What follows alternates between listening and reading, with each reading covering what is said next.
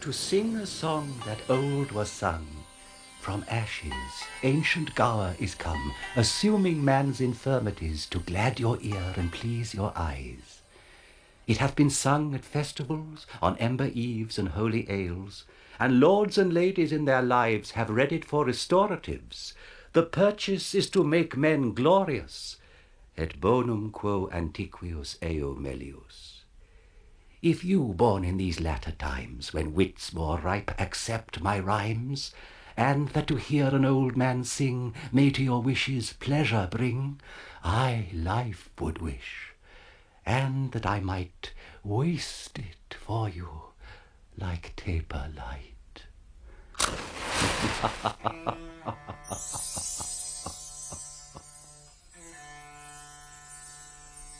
Pericles, Prince of Tyre, by William Shakespeare. Tim Piggot-Smith plays Pericles. Marina will be Angharad Rees. Michael Aldridge will aim to please with his great king Simonides. I, David March, as Gower come to sing this song that old was sung. This Antioch, then,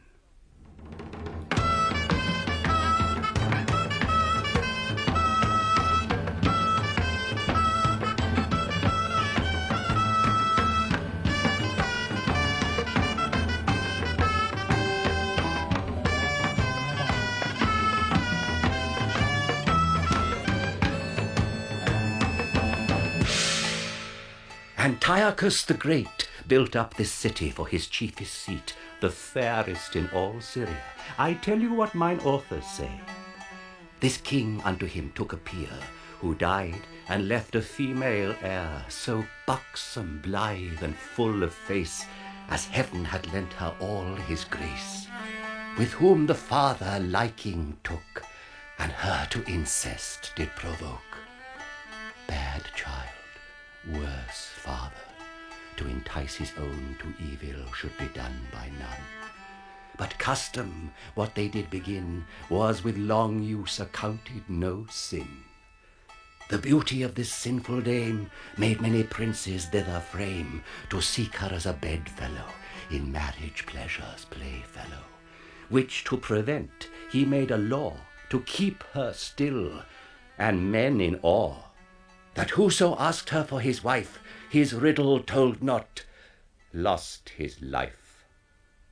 So for her many a wight did die, as yon grim looks do testify. What now ensues? To the judgment of your eye I give my cause, who best can justify. Young Prince of Tyre, you have at large received the danger of the task you undertake. I have, Antiochus, and with a soul emboldened with the glory of her praise, think death no hazard in this enterprise. Music! Bring in our daughter, clothed like a bride for the embracements even of Jove himself, at whose conception till Lucina reigned, nature this dowry gave. To glad her presence, the senate house of planets all did sit, to knit in her their best perfections.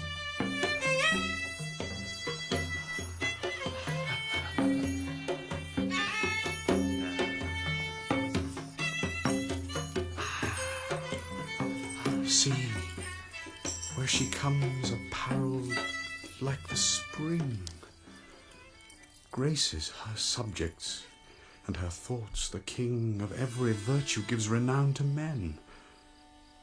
Her face, the book of praises, where is read nothing but curious pleasures, as from thence sorrow were ever raised, and testy wrath could never be her mild companion.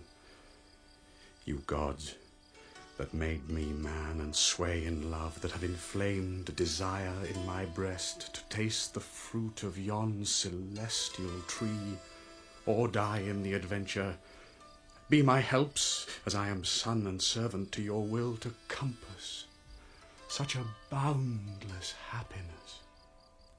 Prince Pericles, that would-be son to great Antiochus. Before thee stands this fair Hesperides with golden fruit, but dangerous to be touched, for death, like dragons here, affright thee hard. Her face like heaven enticeth thee to view her countless glory, which desert must gain, and which without desert, because thine eye presumes to reach, all thy whole heap must die. Yon sometimes famous princes like thyself, drawn by report, adventurous by desire, tell thee with speechless tongues and semblance pale, that without covering, save yon field of stars, here they stand, martyrs slain in Cupid's wars, and with dead cheeks advise thee to desist, for going on death's net, whom none resist. Antiochus, I thank thee, who hath taught my frail mortality to know itself, and by those fearful objects to prepare this body, like to them, to what I must. For death remembered should be like a mirror, who tells us life's but breath. To trust it, error. I'll make my will then, and as sick men do, who know the world, see heaven, but feeling woe, gripe not at earthly joys as erst they did, so I bequeath a happy peace to you and all good men, as every prince should do. My riches to the earth from whence they came, but my unspotted fire of love to you. Thus, ready for the way of life or death, I wait the sharpest blow, Antiochus. Scorning advice, read the conclusion then, which read and not expounded, 'tis decreed as these before thee, thou thyself shalt bleed. Of all said yet mayst thou prove prosperous. Of all said yet I wish thee happiness. Like a bold champion I assume the lists, nor ask advice of any other thought but faithfulness and courage. I am no viper, yet I feed on mother's flesh which did me breed. I sought a husband, in which labour I found that kindness in a father. He's father, son, and husband mild, I mother, wife, and yet his child. How they may be, and yet in two, as you will live, resolve it you. Sharp physic is the last. But oh, you powers that gives heaven countless eyes to view men's acts, why cloud they not their sights perpetually, if this be true, which makes me pale to read it? Fair glass of light, I loved you, and could still, were not this glorious casket stored with ill. But I must tell you now my thoughts revolt, for he's no man on whom perfections wait, that knowing sin within will touch the gate. You are a fair viol, and your sense the strings, who, fingered to make man his lawful music, would draw heaven down, and all the gods to hearken. But being played upon before your time, hell only danceth at so harsh a chime. Prince Pericles, touch not upon thy life, for that's an article within our law as dangerous as the rest. Your time's expired. Either expound now or receive your sentence. Great king, few love to hear the sins they love to act. 'Twould braid yourself too near for me to tell it. Who has a book of all that monarchs do, he's more secure to keep it shut than shown. For vice repeated is like the wandering wind, blows dust in others' eyes to spread itself, and yet the end of all is bought thus dear. The breath is gone, and the sore eyes see clear. To stop the air would hurt them. The blind mole casts copped hills towards heaven, to tell the earth is thronged by man's oppression, and the poor worm doth die for't. Kings are earth's gods. In vice their laws, their will, and if Jove stray, who dares say Jove doth ill? It is enough you know, and it is fit what being more known grows worse to smother it. All love the womb that their first being bred, Then give my tongue like leave to love my head.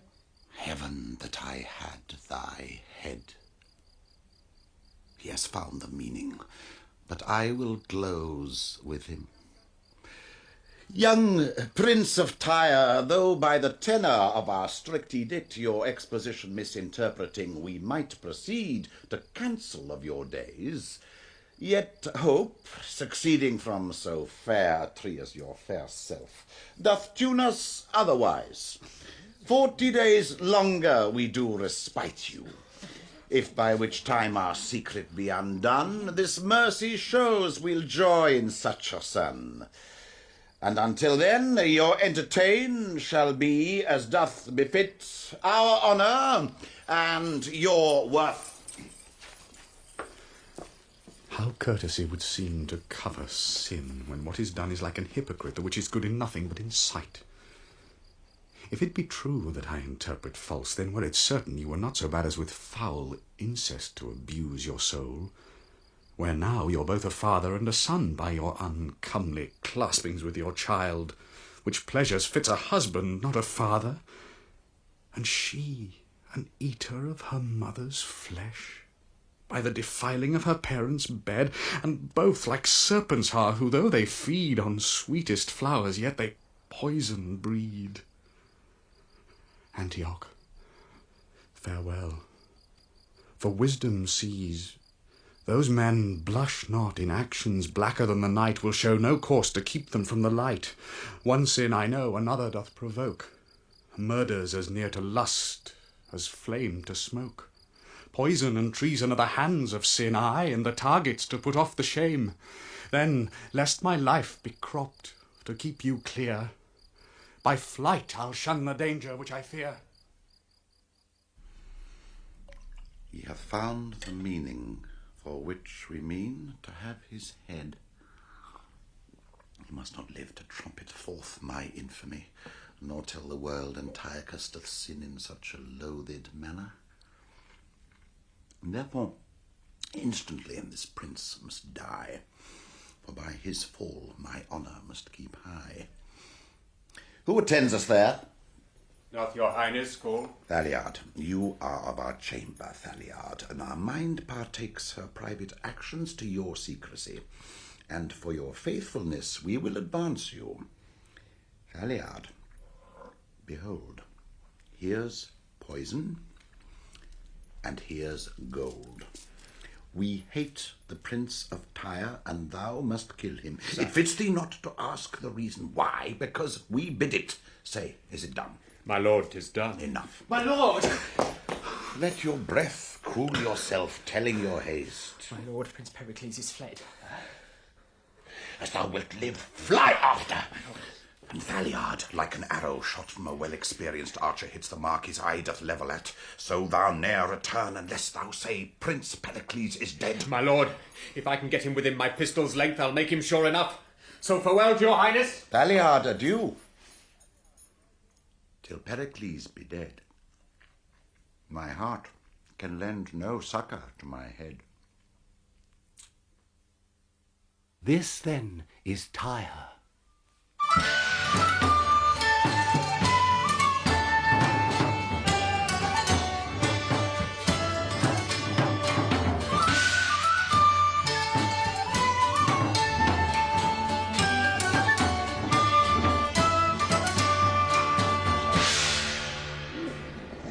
Let none disturb us.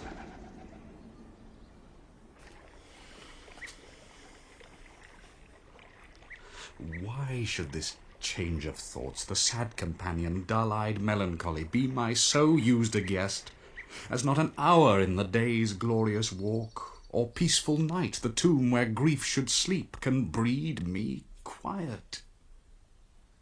Here pleasures court mine eyes, and mine eyes shun them, and danger which I feared is at Antioch, whose arm seems far too short to hit me here. Yet neither pleasure's art can joy my spirits, nor yet the other's distance comfort me.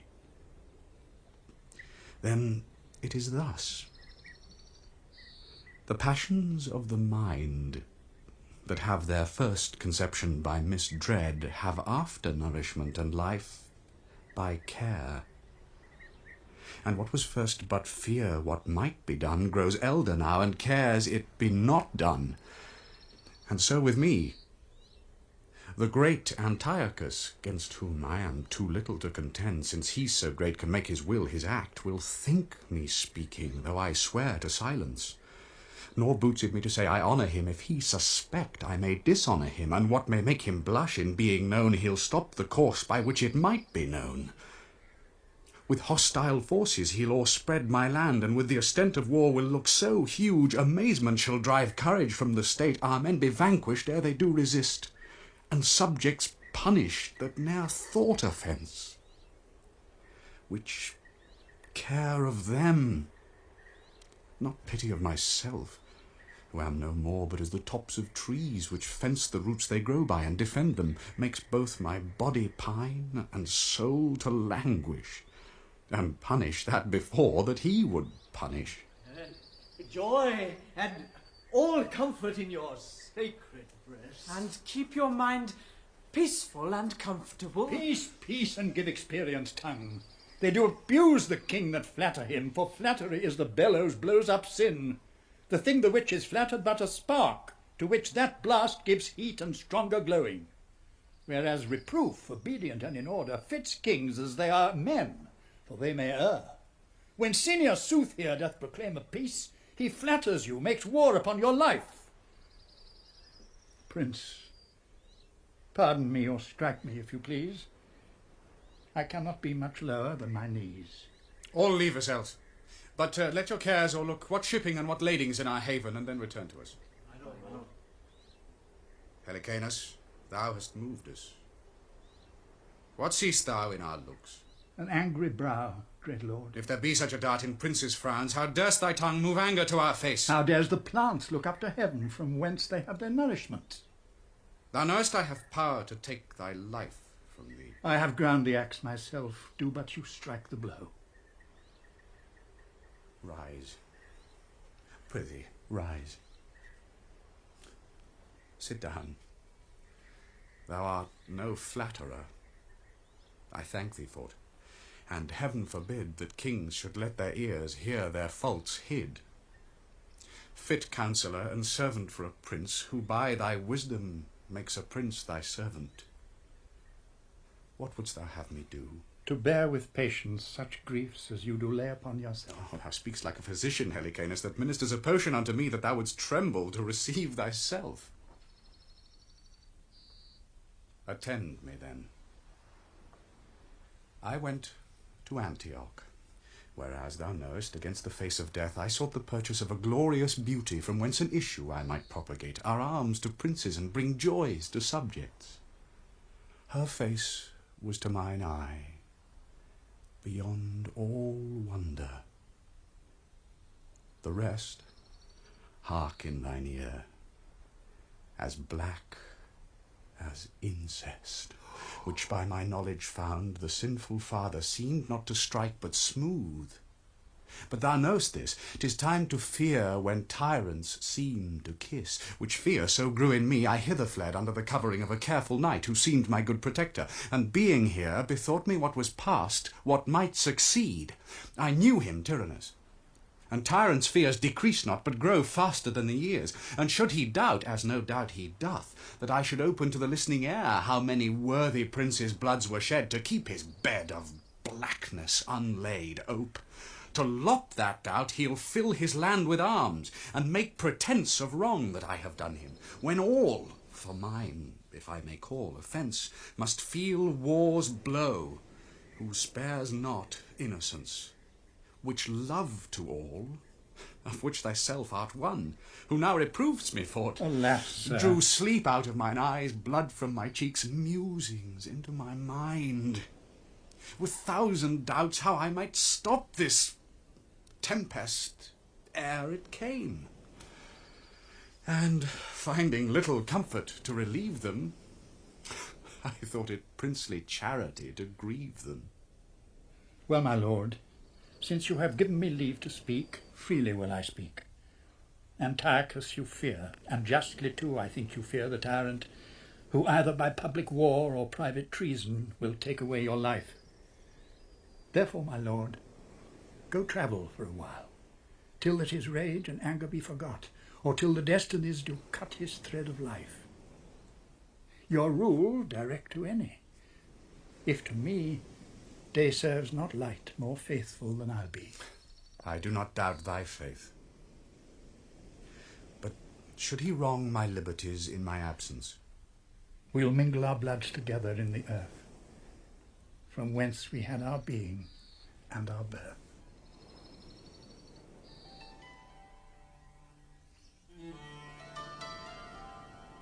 Tyre, I now look from thee then, and to Tarsus intend my travel, where I'll hear from thee, and by whose letters I'll dispose myself.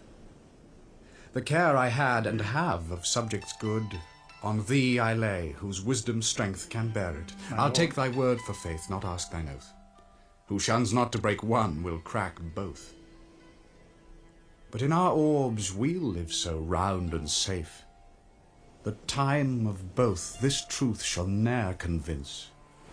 Thou show'dst a subject shine, I a true prince.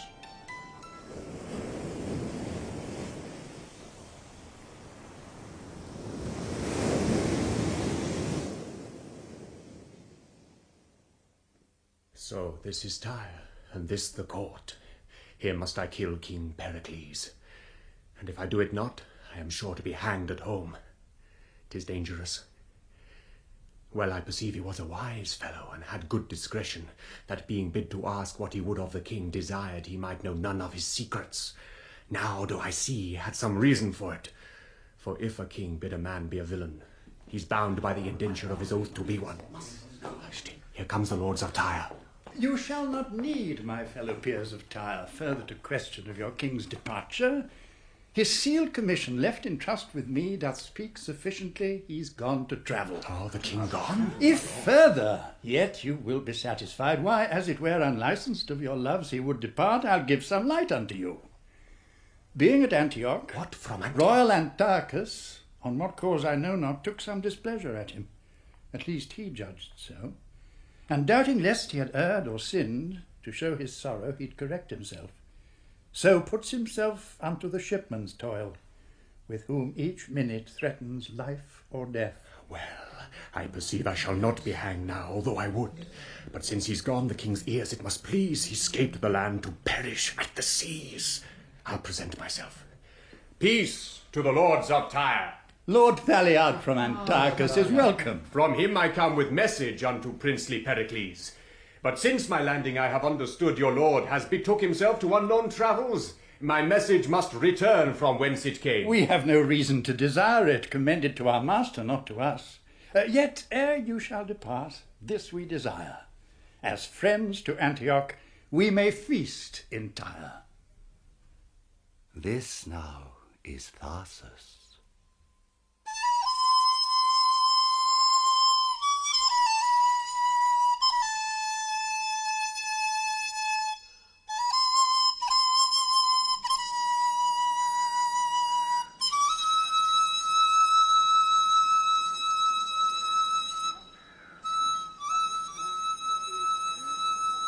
Dionyza, shall we rest us here, and by relating tales of others' griefs, see if 'twill teach us to forget our own? That were to blow at fire in hope to quench it. For who digs hills because they do aspire, throws down one mountain to cast up a higher. Oh, my distressed lord, even such our griefs are. Here they are but felt and seen with mischief's eyes, but like to groves, being topped, they higher rise. O Dionyza, who wanteth food and will not say he wants it, or can conceal his hunger till he famish? Can we stop our tongues and sorrows to sound deep our woes into the air? Our eyes to weep, till lungs fetch breath that may proclaim them louder, that if heaven slumber while their creatures want, they may awake their hopes to comfort them? I'll then discourse our woes, felt several years, and wanting breath to speak, help me with tears. I'll do my best, sir. This Tarsus, o'er which I have the government, a city on whom plenty held full hand, for riches strewed herself even in the streets, whose towers bore heads so high they kissed the clouds, and strangers ne'er beheld but wondered at, whose men and dames so jetted and adorned like one another's glass to trim them by, their tables were stored full to glad the sight, and not so much to feed on as delight.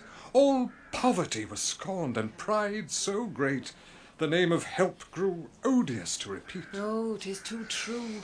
But see what heaven can do by this our change.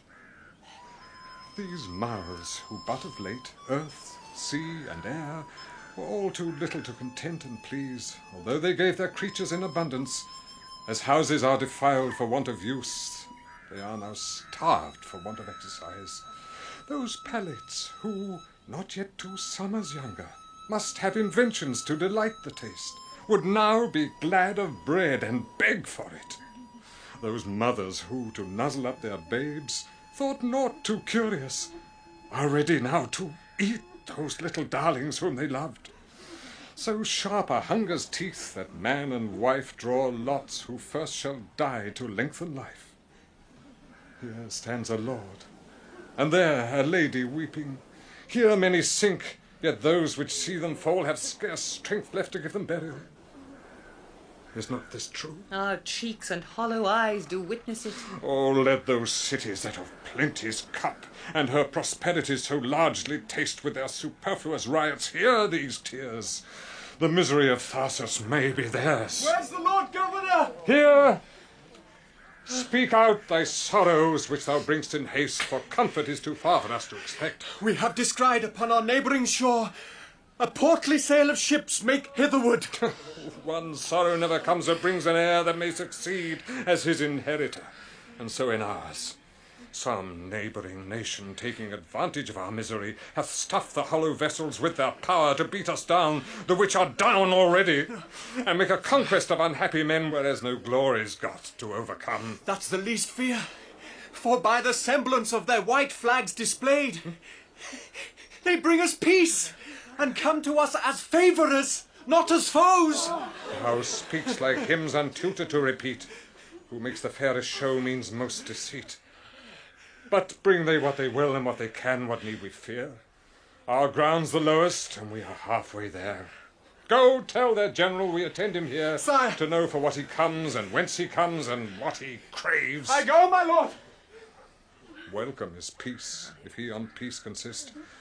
If wars, we are unable to resist. Lord Governor, for so we hear you are, let not our ships and number of our men be like a beacon fired to amaze your eyes. We have heard your miseries as far as Tyre, and seen the desolation of your streets. Nor come we to add sorrow to your tears, but to relieve them of their heavy load.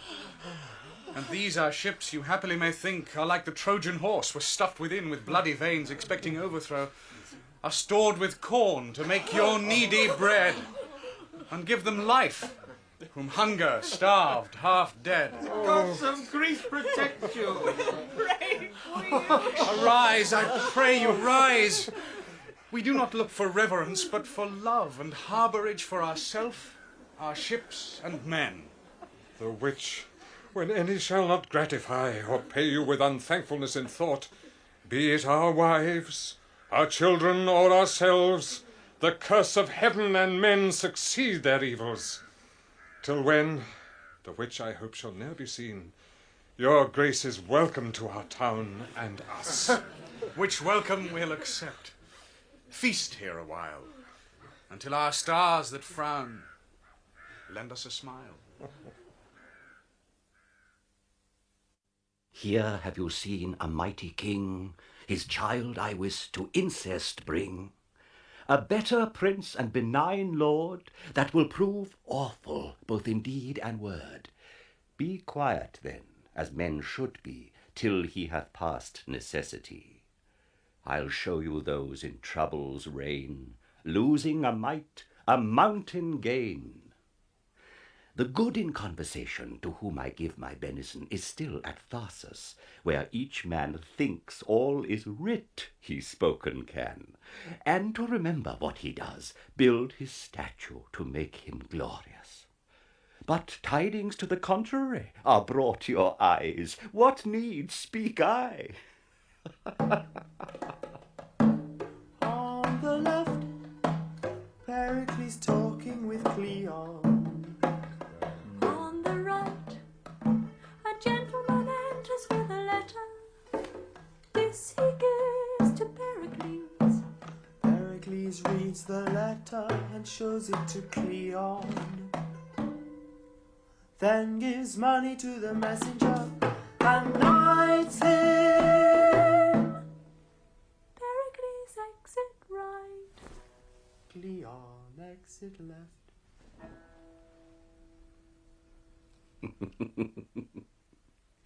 Good Helicane hath stayed at home, not to eat honey like a drone from others' labours, for he strives to kill and bad, keep good alive, and to fulfil his prince desire, sends word of all that haps in Tyre.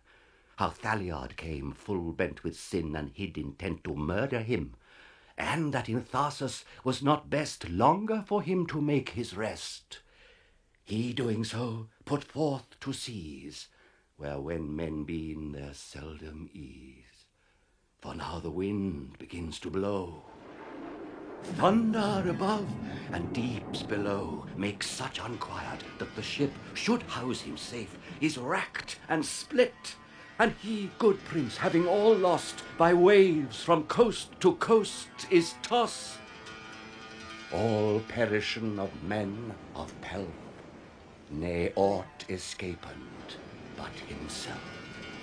Till fortune, tired with doing bad, threw him ashore to give him glad.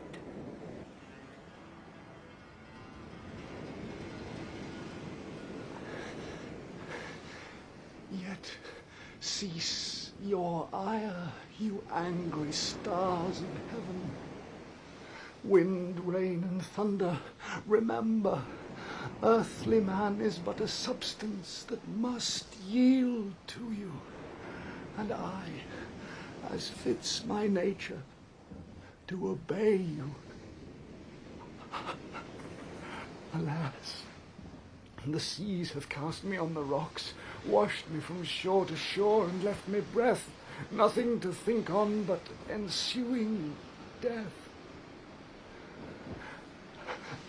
Let it suffice the greatness of your powers to have bereft a prince of all his fortunes, and having thrown him from your watery grave, here to have death in peace is all you crave. What ho! Heel! Come and bring away the net! What? Patch breach, I say! What say you, master? Look how thou stirrest now. Come away, or I'll fetch thee with a one-ear. Faith, master, I am thinking of the poor men that were cast away before us even now. Alas, poor souls. It grieved my heart to hear what pitiful cries they made to us to help them, when well a day we could scarce help ourselves. Nay, master, said not I as much when I saw the paupers, how he bounced and tumbled. They say, they're half fish, half flesh. Plague on them. They ne'er come, but I look to be washed. Master, I marvel how the fishes live in the sea. Why, as men do a land. The great ones eat up the little ones. I can compare our rich misers to nothing so fitly as to a whale. A whale? Plays and tumbles, driving the poor fry before him, and at last devours them all at a mouthful.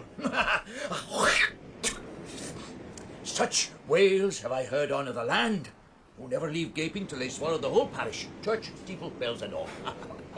A pretty moral. But, master, if I had been the sexton, I would have been that day in the belfry. Why, man? Because he should have swallowed me too. And when I had been in his belly, I would have kept such a jangling of the bells that he should never have left till he cast bells, steeple, church and parish up again. But If the good King Simonides were of my mind, Simonides? We would purge the land of these drones that robbed the bee of her honey. How from the finny subject of the sea these fishers tell the infirmities of men, and from their watery empire recollect all that may men approve or men detect. Peace! What? Be at your labour, honest fisherman! Oh, honest? Hey, good fellow. Oh, what's that? If it be a day fits you, search out of the calendar and nobody look after it. May see the sea hath cast upon your coast. Oh, what a drunken knave was the sea to cast thee in our way. A man whom both the waters and the wind in that vast tennis court hath made the ball for them to play upon, entreats you. Pity him. He asks of you that never used to beg. No, friend? Cannot you beg? Here's them in our country gets more with begging than we can do with working. You canst not catch any fishes then? I never practiced it. Hey, then thou wilt starve, sure. For here's nothing to be got nowadays unless thou canst fish for it. What I have been, I have forgot to know. But what I am, want teaches me to think on. A man thronged up with cold. My veins are chill and have no more of life than may suffice to give my tongue that heat to ask your help, which if you shall refuse, when I am dead, for that I am a man, pray you, see me buried. Die, quotha? No, God forbid it. Here, come.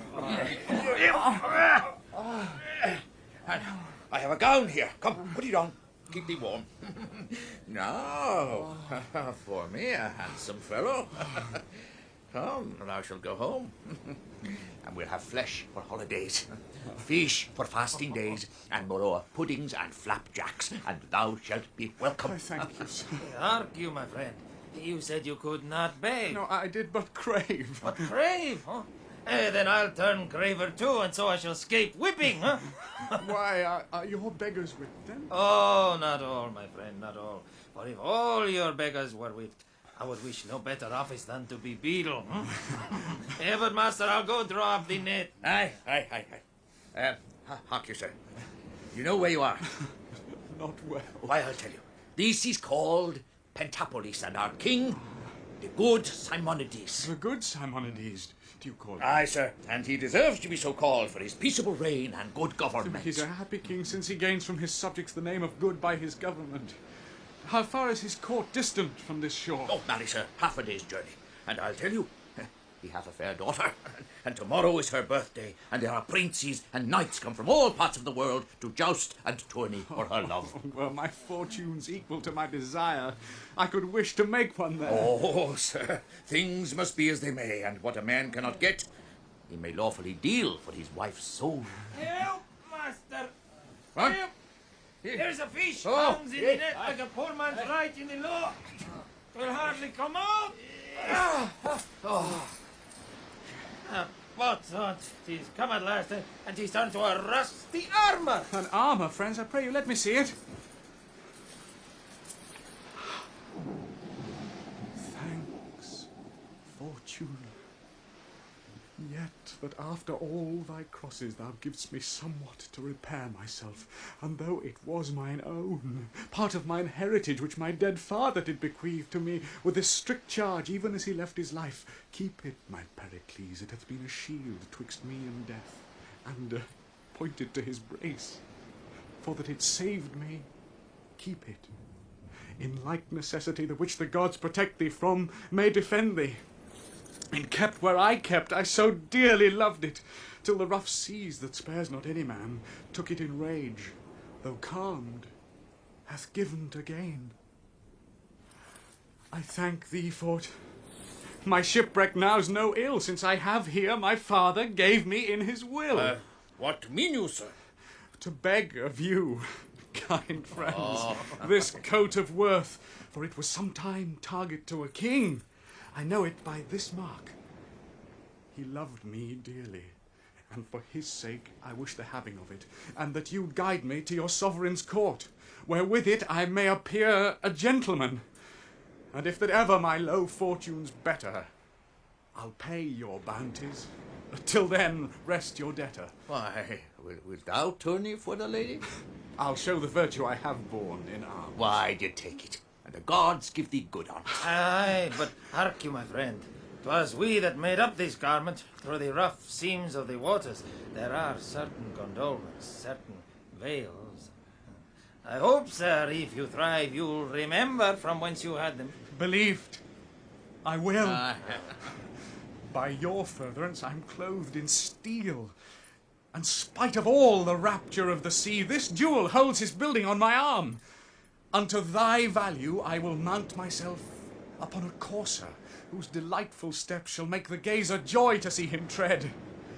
Only, my friend, I am yet unprovided of a pair of bases. Oh, we'll sure provide. Thou shalt have my best gown to make thee a pair, and I bring thee to the court myself. Then honour be but equal to my will. This day I'll rise, or else add ill to ill.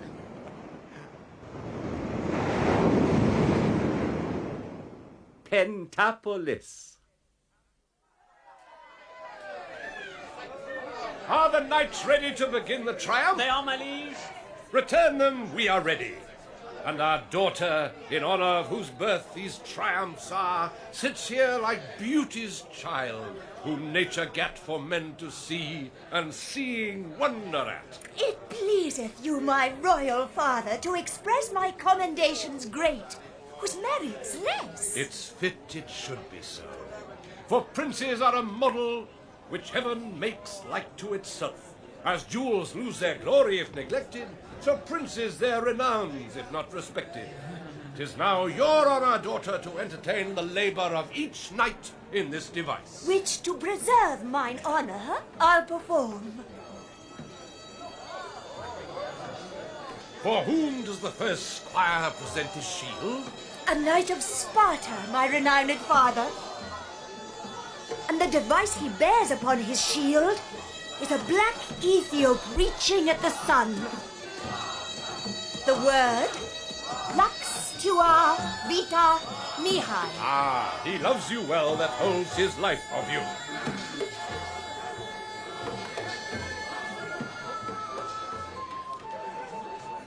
Who does the second squire represent? A prince of Macedon, my royal father. And the device he bears upon his shield is an armed knight that's conquered by a lady. The motto thus, Più per dolcezza che per forza. Ah, yes. And what's the third? The third of Antioch. And his device, a wreath of chivalry. The word, Ni Pompei provexit apex.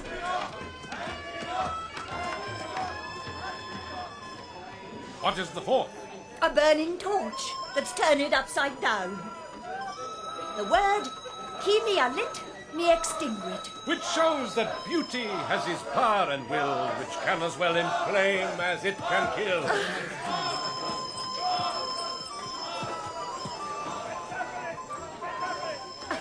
The fifth, an hand environed with clouds, holding out gold that's by the touchstone tried. The motto thus, Sic spectanda fides.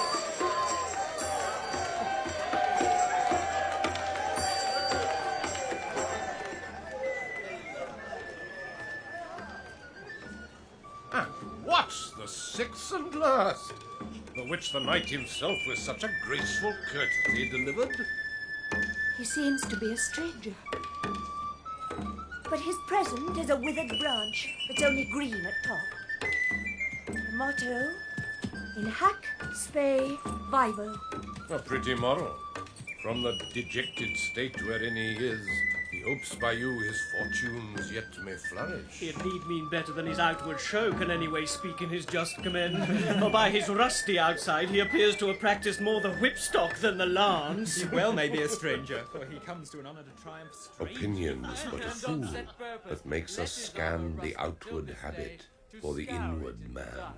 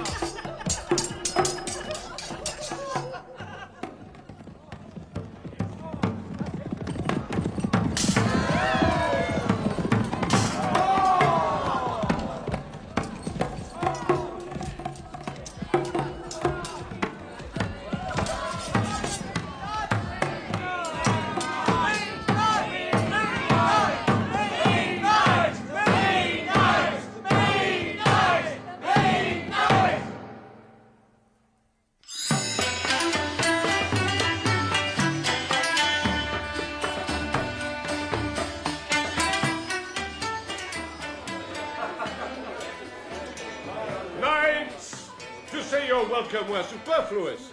To place upon the volume of your deeds, as in a title page, your worth in arms, were more than you expect or more than fit, since every worth in show commends itself.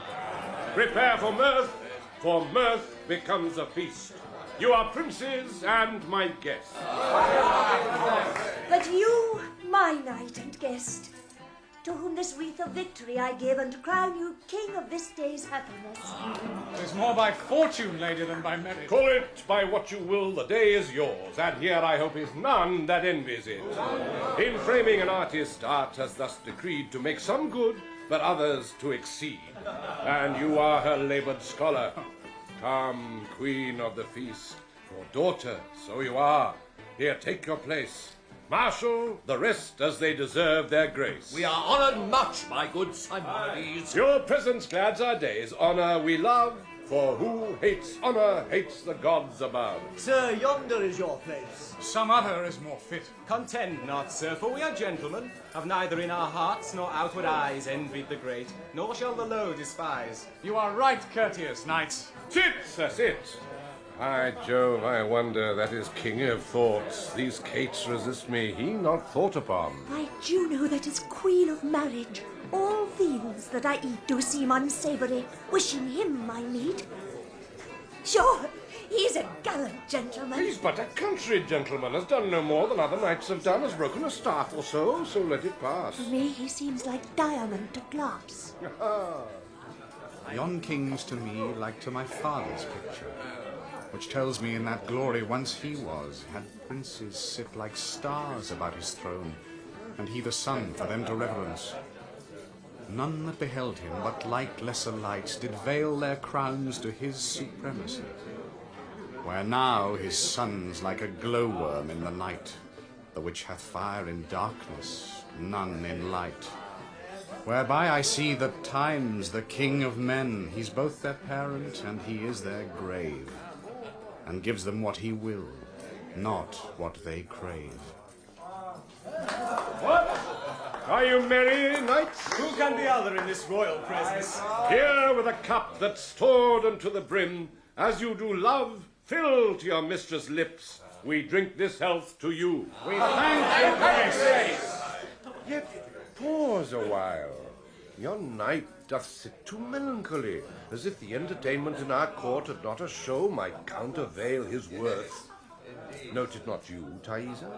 What is to me, my father? Oh, attend, my daughter. Princes in this should live like gods above, who freely give to everyone that come to honour them, and princes not doing so are like to gnats, which make a sound, but killed are wondered at. Therefore, to make his entrance more sweet, here say we drink this standing bowl of wine to him. Alas, my father, it befits not me unto a stranger knight to be so bold. He may my proffer take for an offence, since men take women's gifts for impudence. How? Do as I bid you, or you'll move me else. Now, by the gods, he could not please me better. Furthermore, tell him we desire to know of whence he is, his name and parentage. The king, my father, sir, has drunk to you, I thank you. wishing it so much blood unto your life. I thank both him and you, and pledge him freely. And further he desires to know of you, of whence you are, your name and parentage. A gentleman of Tyre. My name, Pericles. My education had been in arts and arms, who, looking for adventures in the world, was by the rough seas reft of ships and men, and after shipwreck, driven upon this shore. He thanks your grace, names himself Pericles, a gentleman of Tyre, who only by misfortune of the seas, bereft of ships and men, cast on this shore. Now, by the gods, I pity his misfortune, and will awake him from his melancholy. Come, gentlemen, we sit too long on trifles, and waste the time which looks for other revels. Even in your armours, as you are addressed, will well become a soldier's dance. I will not have excuse for saying this. Loud music is too harsh for ladies' heads, since they love men in arms as well as bed.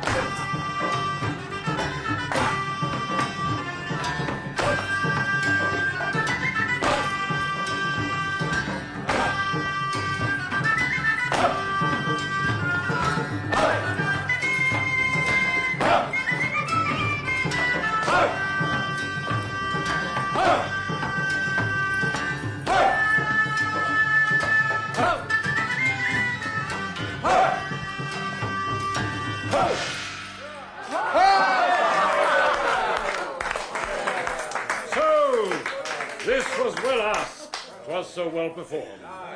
Come, sir. Here's a lady that wants breathing, too. I have heard you knights of Tyre are excellent in making ladies trip, and that their measures are so excellent. And those that practice them they are, my lord. Oh, that's as much as you would be denied of your fair courtesy.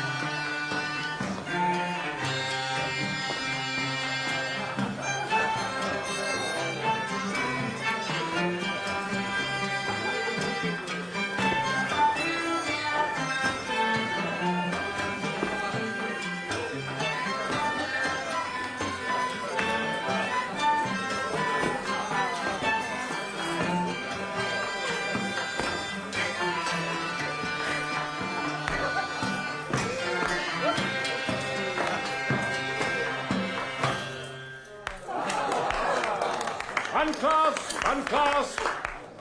Thanks, gentlemen, to all have done well. But you, the best.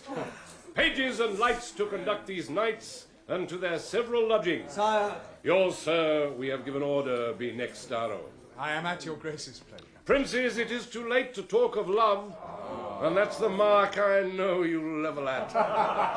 Therefore, each one betake him to his rest. Tomorrow, all for speeding, do their best.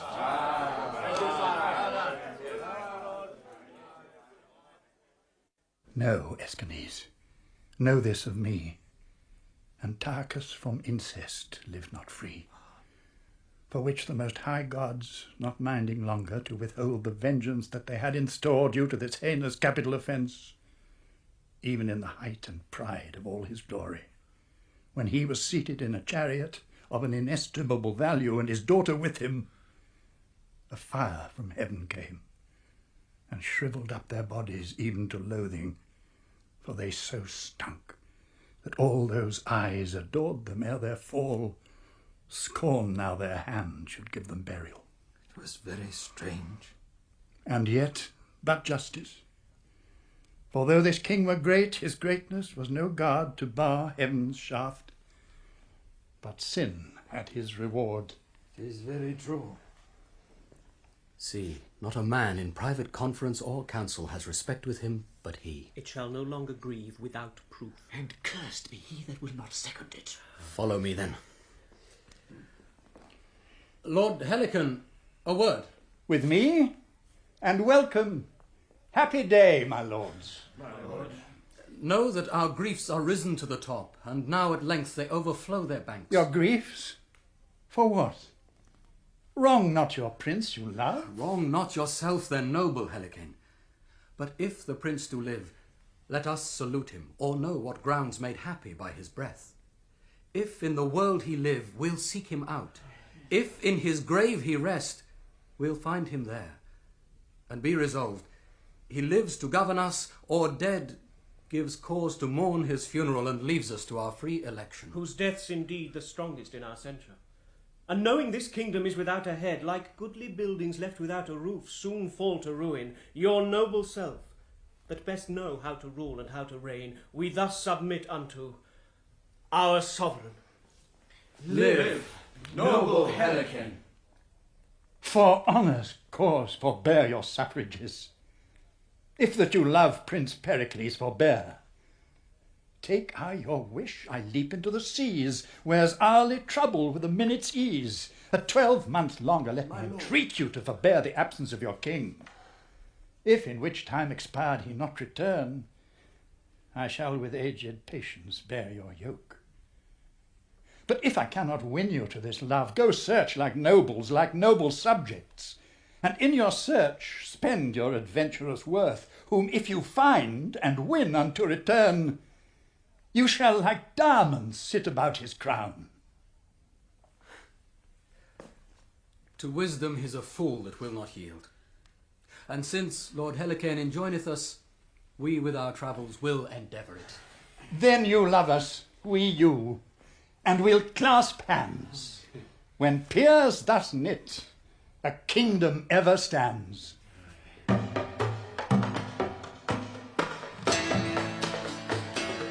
I had lost my heart forever, but you found it at last. You with all your graces, turning in the dance. By your face I see you'll keep it for as long as I last. You with all your graces, turning in the dance. Though I made the mountains tremble with my tears and my sighs, I only found my heart when I looked in your eyes. You're a thief and they will catch you and tie you to a tree and burn you up with passion, just as you did to me.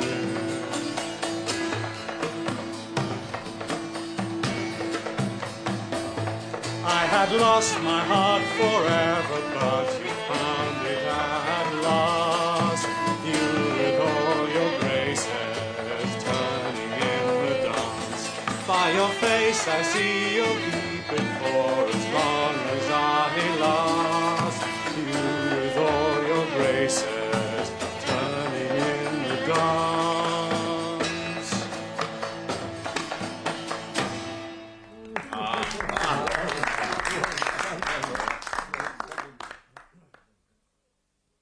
Good morrow to the good Simonides. Knights, from my daughter this I let you know, that for this 12 months she'll not undertake a married life. Her reason to herself is only known, which from her by no means can I get. May we not get access to her, my lord? Oh, faith, by no means. She has so strictly tied her to her chamber that 'tis impossible. 12 moons more she'll wear Diana's livery. This by the eye of Cynthia hath she vowed, and on her virgin honour will not break it. Loath to bid farewell, we take our leaves. So, they are well dispatched. Now to my daughter's letter. She tells me here she'll wed the stranger knight, or never more to view nor day nor light. 'Tis well, mistress, your choice agrees with mine. I like that well. Nay, how absolute she's in't, not minding whether I dislike or no. Oh, well, I do commend her choice, and will no longer have it be delayed. Soft, here he comes. I must dissemble it. All fortune to the good Simonides. To you as much, sir. I am beholding to you for your sweet music this last night.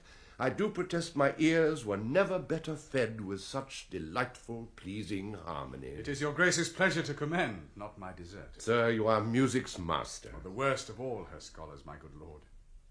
Let me ask you one thing. What do you think of my daughter, sir? A most virtuous princess. And she is fair, too, is she not? As a fair day in summer. Wondrous fair. Sir, my daughter thinks very well of you. Aye, so well that you must be her master, and she will be your scholar. Therefore, look to it. I am unworthy for her schoolmaster. She thinks not so. Peruse this writing, else. What's here? A letter that she loves the knight of Tyre. 'Tis the king's subtlety to have my life. Oh, seek not to entrap me, gracious lord, a stranger and distressed gentleman that never aimed so high to love your daughter, but bent all offices to honour her. Thou hast bewitched my daughter, and thou art a villain. By the gods, I have not. Never did thought of mine levy offence, nor never did my actions yet commence a deed might gain her love or your displeasure. Traitor! Thou liest. Traitor? Aye, traitor. Even in his throat, unless it be the king that class me traitor. I return the lie. Now, by the gods, I do applaud his courage. My actions are as noble as my thoughts, that never relished of a base descent. I came unto your court for honour's cause, and not to be a rebel to her state, and he that otherwise accounts of me, this sword shall prove he's honour's enemy. No! Here comes my daughter, she can witness it. Then, as you are as virtuous as fair, resolve your angry father, if my tongue did e'er solicit, or my hand subscribe to any syllable that made love to you. Well, sir, say if you had. Who takes offence at that would make me glad? Hey, mistress, are you so peremptory? I'm glad on't with all my heart. I'll tame you, I'll bring you in subjection. Will you, not having my consent, bestow your love and your affections upon a stranger, who for aught I know may be, nor can I think the contrary, as great in blood as I myself? Therefore hear you, mistress, either frame your will to mine, and you, sir, hear you, either be ruled by me, or I'll make you man and wife. Nay, come, your hands and lips must seal it too, and being joined, I'll thus your hopes destroy, and for further grief, God give you joy. What? Are you both pleased? Yes, if you love me, sir. Even as my life, my blood that fosters it. What? Are you both agreed? Yes, if please your majesty. It pleases me so well that I will see you wed, and then, with what haste you can, get you to bed.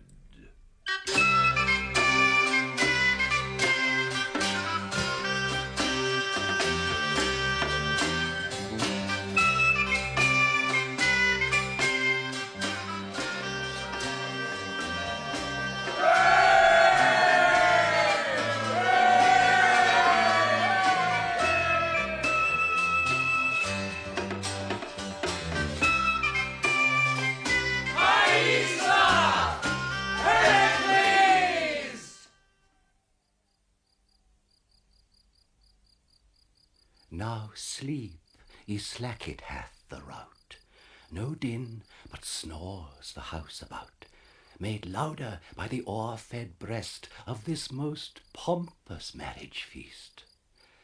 The cat with eyne of burning coal now couches for the mouse's hole, and crickets at the oven's mouth sing the blither for their drouth.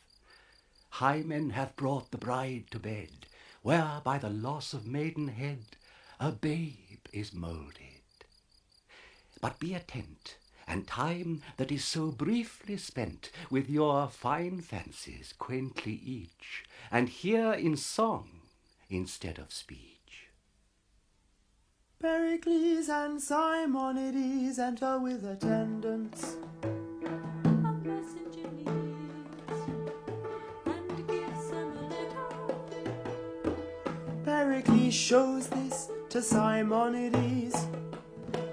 The lords kneel to him. From the right comes Thaisa with child, and like Corridor the nurse, Simonides shows her the letter she rejoices. She and Pericles take leave of her father, And taking like Corridor and their attendants, they leave together. By many a dern and painful perch of Pericles, the careful search by the four opposing coins which the world together joins is made with all due diligence, that horse and sail and high expense can stead the quest. At last from Tyre, fame answering the most strange inquire, to the court of King Simonides are letters brought. The tenor these, Antiochus and his daughter dead. The men of Tarsus on the head of Helicanus would set on the crown of Tyre, but he will none. The mutiny he there hastes to appease, says to him, if King Pericles come not home in twice 6 moons, he, obedient to their dooms, will take the crown. The sum of this, brought hither to Pentapolis, ravished the regions round, and every one with claps can sound. Our heir apparent is a king. Who dreamed, who thought of such a thing? Brief, he must hence depart to Tyre. His queen with child makes her desire, which who shall cross, along to go. Omit we all their dole and woe. Lycorida her nurse she takes, and so to sea. Their vessel shakes on Neptune's billow. Half the flood hath their keel cut, but Fortune's mood there is again. The grizzled north disgorges such a tempest forth, that as a duck for life that dives, so up and down the poor ship drives. The lady shrieks, and well anear does fall in travail with her fear. And what ensues in this fell storm shall for itself perform. I nil relate, action may conveniently the rest convey, which might not what by me is told. In your imagination hold this stage, the ship, upon whose deck the sea-tossed Pericles appears to speak.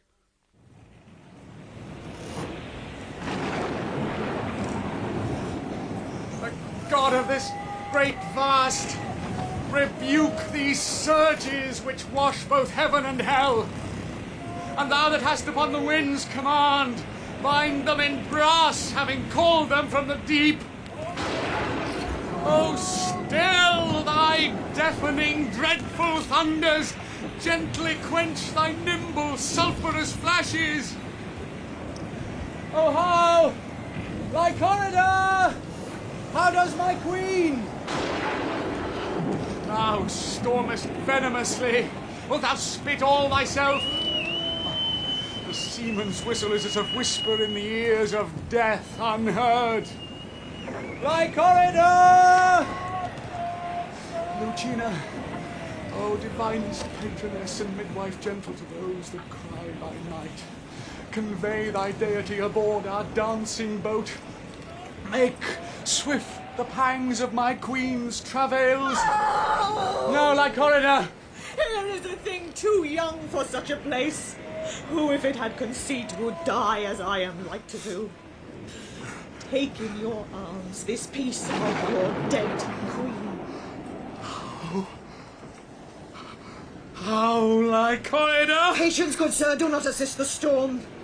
Here's all that is left living of your queen, a little daughter. For the sake of it, be manly and take comfort. Oh, you gods! Why do you make us love your goodly gifts and snatch them straight away?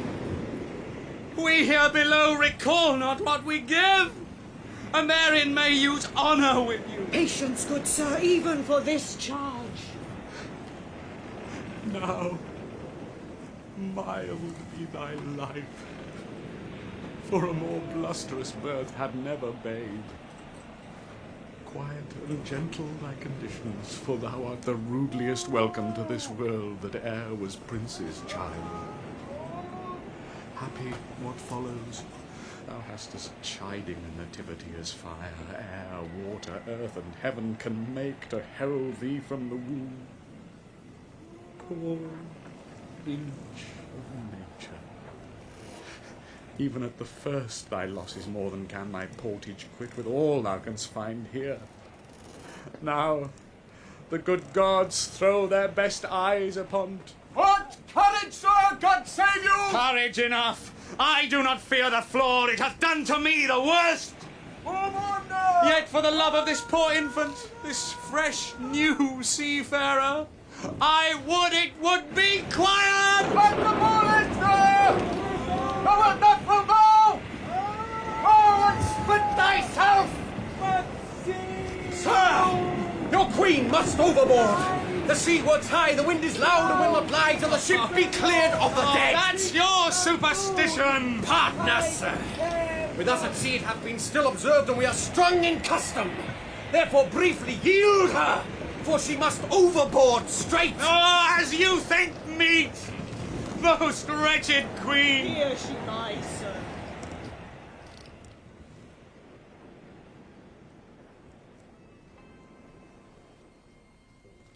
terrible childbed hast thou had, my dear.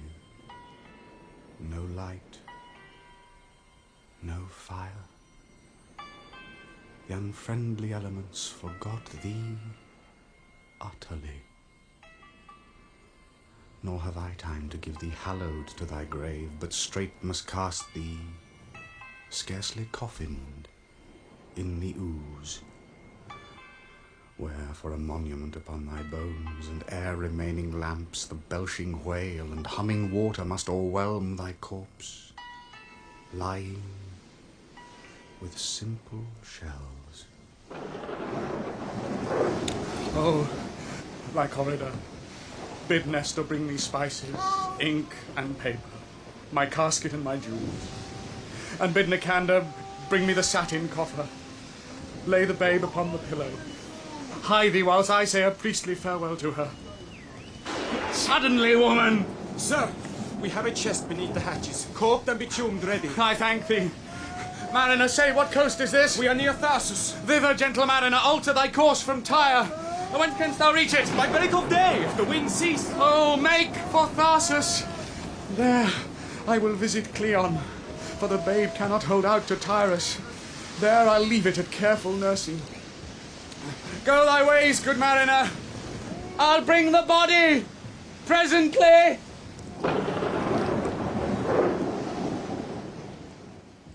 I, ancient Gower, will now presume another's mantle to assume. A reverend and godly wight, a gentleman of Ephesus, hight Ceremon, who doth no ill, and learned is in many a skill. Philemon, ho! Doth my lord call? Get fire and meat for these poor men. 'Tis been a turbulent and stormy night. I have been in many, but such a night as this till now I ne'er endured. Your master will be dead ere you return. There's nothing can be ministered to nature that can recover him. Give this to the apothecary, and tell me how it works.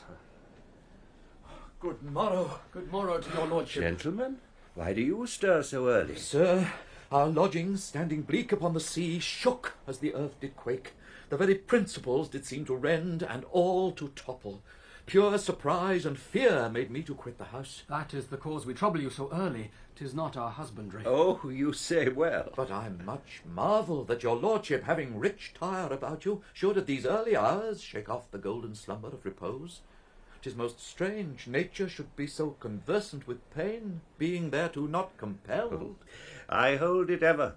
Virtue and cunning were endowments greater than nobleness and riches. Careless heirs may the two latter darken and expend, but immortality attends the former, making a man a god.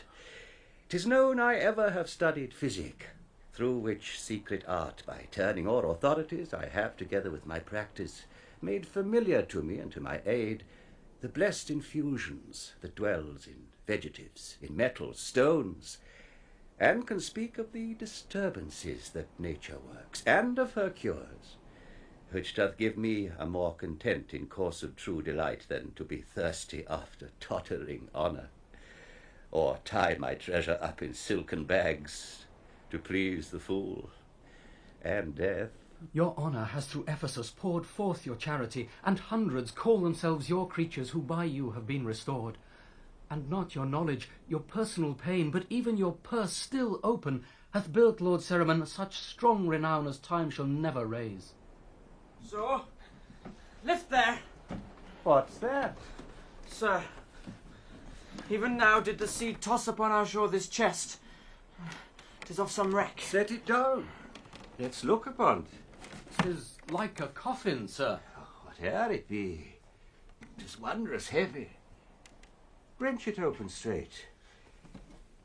If the sea's stomach be o'ercharged with gold, 'tis a good constraint of fortune it belches upon us. 'Tis so, my lord. How close 'tis corked and bitumed. Did the sea cast it up? I never saw so huge a billow, sir, as tossed it upon shore. Wrench it open. Soft. Oh, it smells most sweetly in my sense. A delicate odour. Has ever hit my nostril. So, up with it.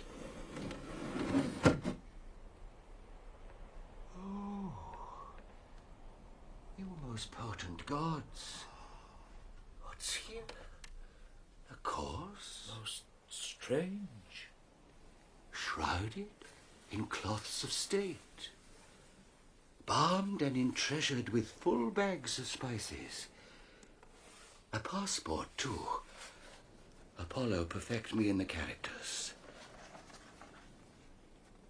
Here I give to understand, if ere this coffin drives a land, I, King Pericles, have lost this queen, worth all our mundane cost.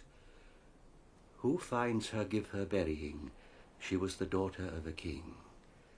Besides this treasure for a fee, the gods requite his charity. If thou livest, Pericles, thou hast a heart that even cracks for woe. This chance tonight? Most likely, sir. Nay, certainly tonight, for look how fresh she looks. They were too rough that threw her in the sea. Philemon, make a fire within. Fetch hither all my boxes in my closet. Sire. Death may usurp on nature many hours, and yet the fire of life kindle again the o'er-pressed spirits. I heard of an Egyptian that had 9 hours lying dead, who was by good appliance recovered. Ah, well said, well said. The fire and cloths. The still and woeful music that we have, cause it to sound, beseech you.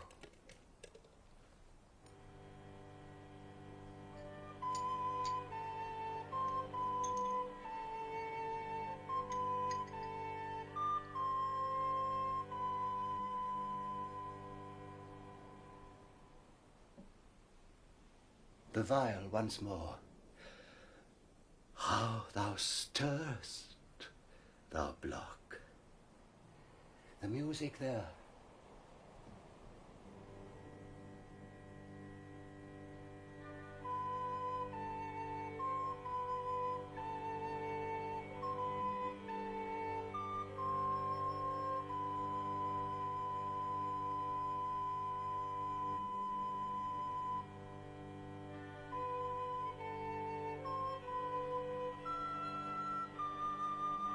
I pray you, give her air. Gentlemen, this queen will live. Nature awakes a warm breath out of her. She hath not been entranced above 5 hours.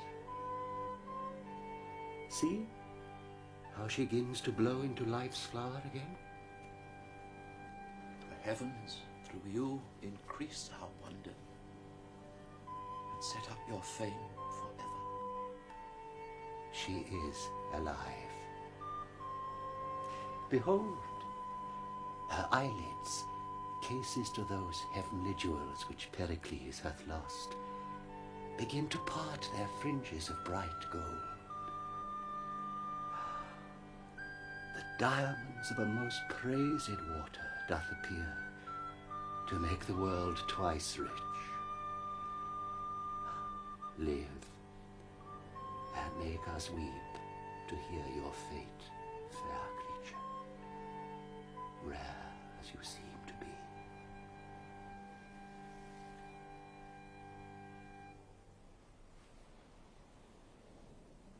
Oh, dear Diana, where am I? Where's my lord?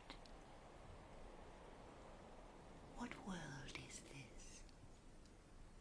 Is not this strange? Most rare. Shh, gentle neighbours.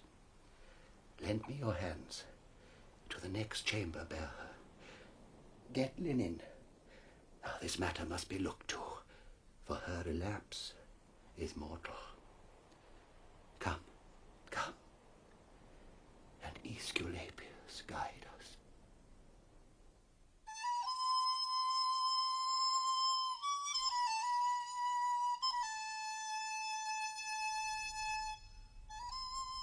Most honoured Cleon, I must needs be gone. My 12 months are expired, and Tyre stands in a litigious peace. You and your lady take from my heart all thankfulness.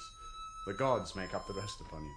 Your strokes of fortune, though they hurt you mortally, yet glance full woundingly on us. Oh, your sweet queen, that the strict fates had pleased you had brought her hither to have blessed mine eyes with her. We cannot but obey the powers above us.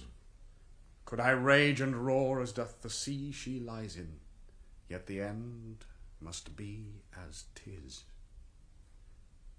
My gentle babe Marina, whom, for she was born at sea, I have named so, here I charge your charity withal, leaving her the infant of your care, beseeching you to give her princely training, that she may be mannered as she is born. Fear not, my lord, but think your grace, that fed my country with your corn, for which the people's prayers still fall upon you, must in your child be thought on. If neglection should therein make me vile, the common body by you relieved would force me to my duty. But if to that my nature need a spur, the gods revenge it upon me and mine to the end of generation. I believe you. Your honour and your goodness teach me to't without your vows. Till she be married, madam, by bright Diana whom we honour, all unscissored shall this hair of mine remain, though I show ill in't. So I take my leave. Good madam, make me blessed in your care in bringing up my child. I have one myself who shall not be more dear to my respect than yours, my lord. Madam, my thanks and prayers. We'll bring your grace in to the edge of the shore, and give you up to the masked Neptune and the gentlest winds of heaven. I will embrace your offer. Come, dearest madam. Oh, no tears, my corridor. No tears. Look to your little mistress, on whose grace you may depend hereafter. Come, my lord.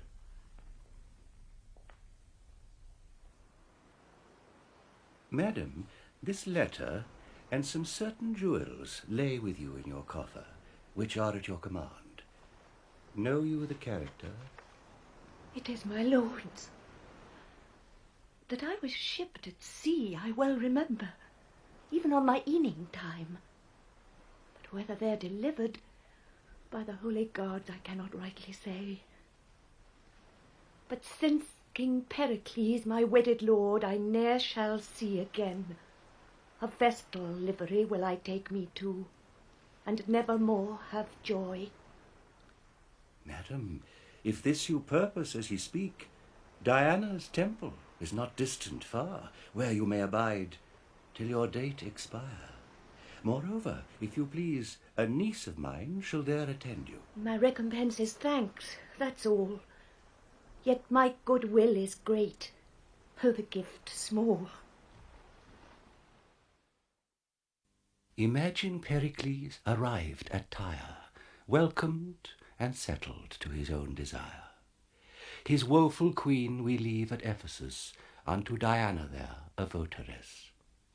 Now to Marina bend your mind, whom our fast-growing scene must find at Tarsus, and by Cleon trained in music's letters, who hath gained of education all the grace which makes her both the heart and place of general wonder. But, alack, that monster envy, oft the rack of earned praise, Marina's life seeks to take off by treason's knife. And in this kind hath our Cleon one daughter, and a wench full grown, even ripe for marriage rite. This maid hight Philauton, and it is said for certain in our story she would ever with Marina be. Be it when she weaved the sleeded silk, with fingers long, small, white as milk, or when she would with sharp needle wound the cambric, which she made more sound by hurting it, or when to the lute she sung, and made the night bird mute, that still records with moan, or when she would with rich and constant pen veil to her mistress Diane, still this Philauton contends in skill with absolute Marina. So with dove of Paphos might the crow vie feathers white. Marina gets all praises which are paid as debts, and not as given. This so darks in Philauton all graceful marks, that Cleon's wife, with envy rare, A present murderer does prepare for good Marina, that her daughter might stand peerless by this slaughter. The sooner her vile thoughts to stead, Lycorida, our nurse, is dead, and cursed Dionyza hath the pregnant instrument of wrath pressed for this blow. The unborn event I do commend to your content. Only I carried winged time post on the lame feet of my rhyme, which never could I so convey, unless your thoughts went on my way. Dionyza does appear, with Leonine, her murderer. Thy oath remember, thou hast sworn to do't. 'Tis but a blow, which never shall be known. Thou canst not do a thing in the world so soon to yield thee so much profit. Let not conscience, which is but cold, or flaming love thy bosom enslave too nicely, nor let pity, which even women have cast off, melt thee, but be a soldier to thy purpose. I will do it. But yet she is a goodly creature. The fitter then the god should have her. Here she comes, weeping for her only mistress' death. Thou art resolved? I am resolved.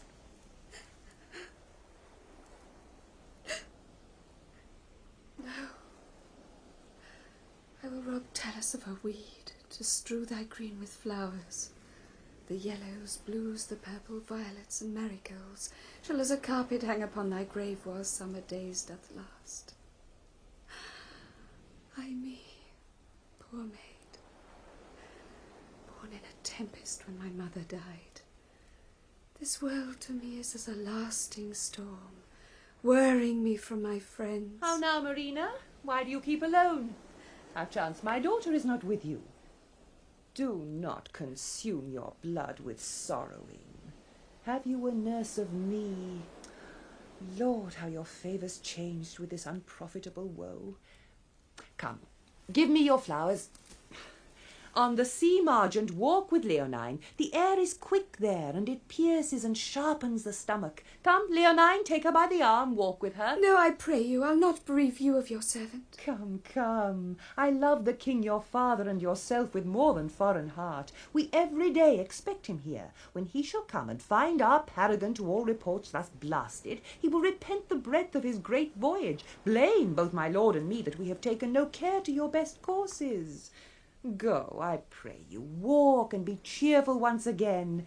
Reserve that excellent complexion which did steal the eyes of young and old.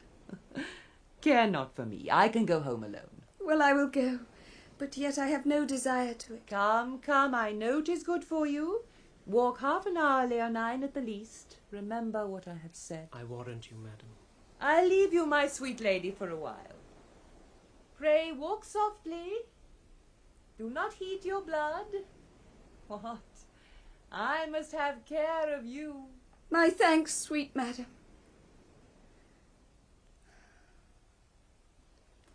Is this wind westerly that blows?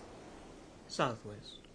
When I was born, the wind was north. Or so? My father, as nurse says, did never fear, but cried, "Good seaman," to the sailors, galling his kingly hands, hailing ropes, and clasping to the mast, endured a sea that almost burst the deck. When was this? When I was born. Never was waves nor wind more violent, and from the ladder tackle washes off a canvas climber. "Ha," says one, "wolt out," and with a dropping industry they skip from stem to stern. The boatswain whistles and the master calls and trebles their confusion. Come, say your prayers. What mean you? If you require a little space for prayer, I grant it. Pray, but be not tedious, for the gods are quick of ear, and I am sworn to do my work with haste. Why will you kill me? To satisfy my lady. Why would she have me killed? Now as I can remember, by my troth I never did her hurt in all my life. I never spake bad word, nor did ill turn to any living creature. Oh, believe me, la, I never killed a mouse, nor hurt a fly. I trod upon a worm against my will, but wept for it. How have I offended, wherein my death might yield her any profit, or my life imply her any danger? My commission is not to reason of the deed, but do it. You will not do it for all the world, I hope. You are well favoured, and your looks foreshow you have a gentle heart. I saw you lately, when you caught hurt in parting two that fought. Oh, good sooth, it showed well in you. Do so now. Your lady seeks my life. Come you between, and save poor me, the weak. I am sworn and will dispatch.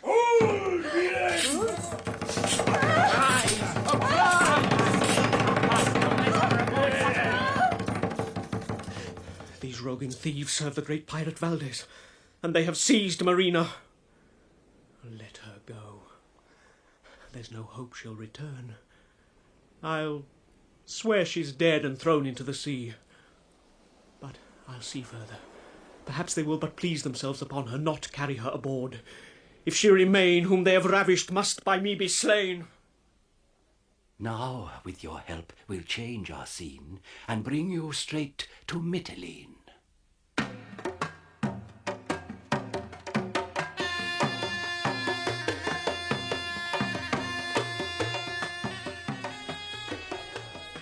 Boult! Sir? Search the market narrowly. Mytilene is full of gallants. We lost too much money this march by being too winchless. Oh, we were never so much out of creatures. We have but poor three, and they can do no more than they can do. And they with continual action are even as good as rotten. Therefore, let's have fresh ones, whate'er we pay for them. If there be not a conscience to be used in every trade, we shall never prosper. Thou sayest true.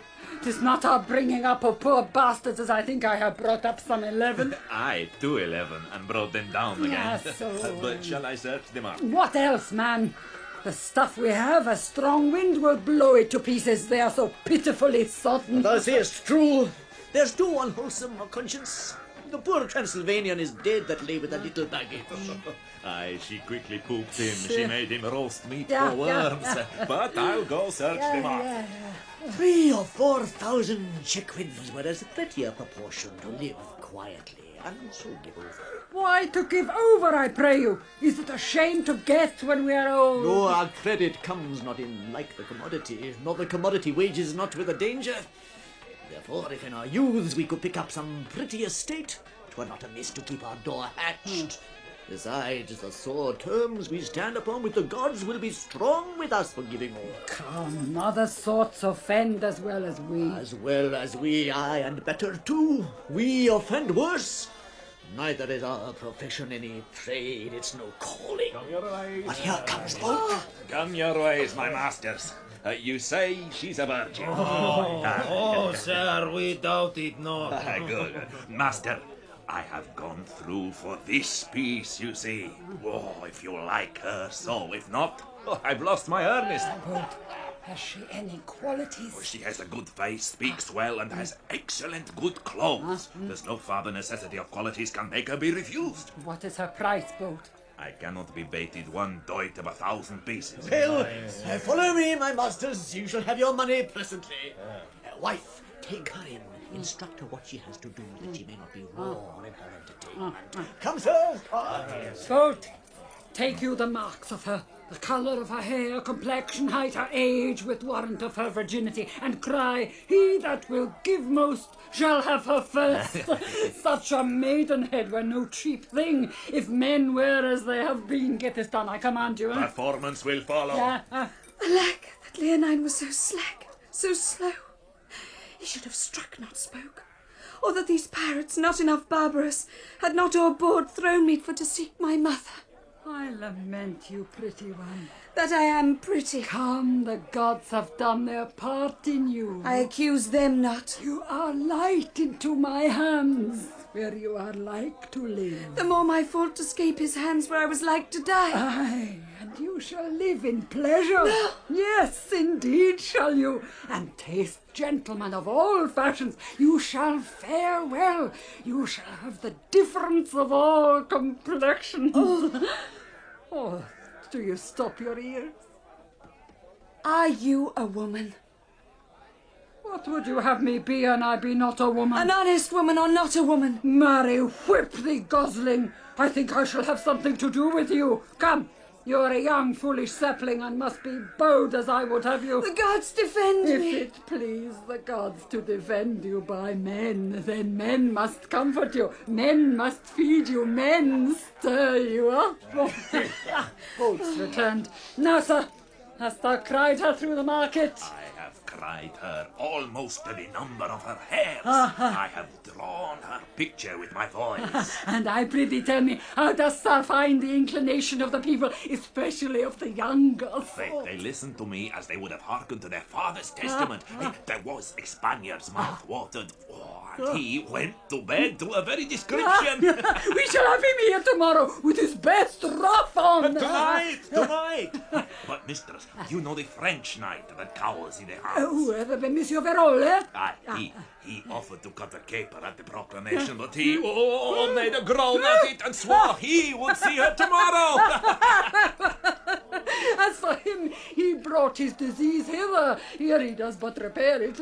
I know he will come in our shadow to scatter his crowns in the sun. Well, if we had of every nation a traveller, we should lodge them with this sign. Well, pray you, Gosling, come hither a while.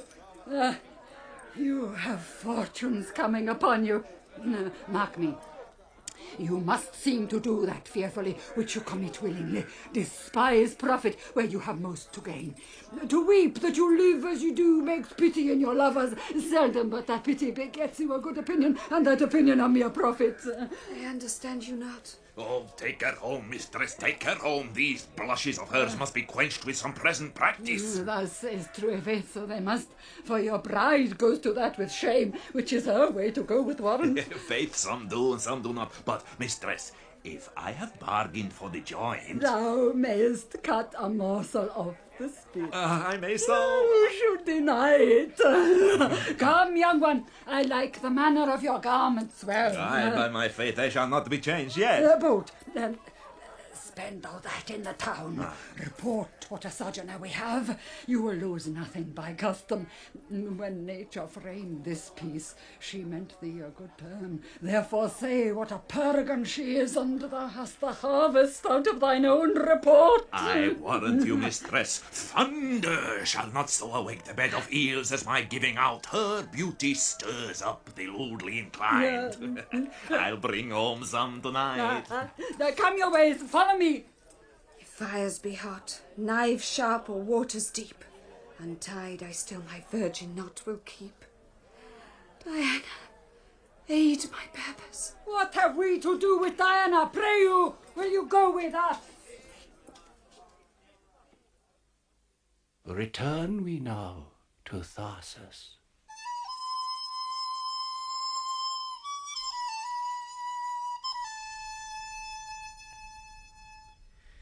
Why are you foolish?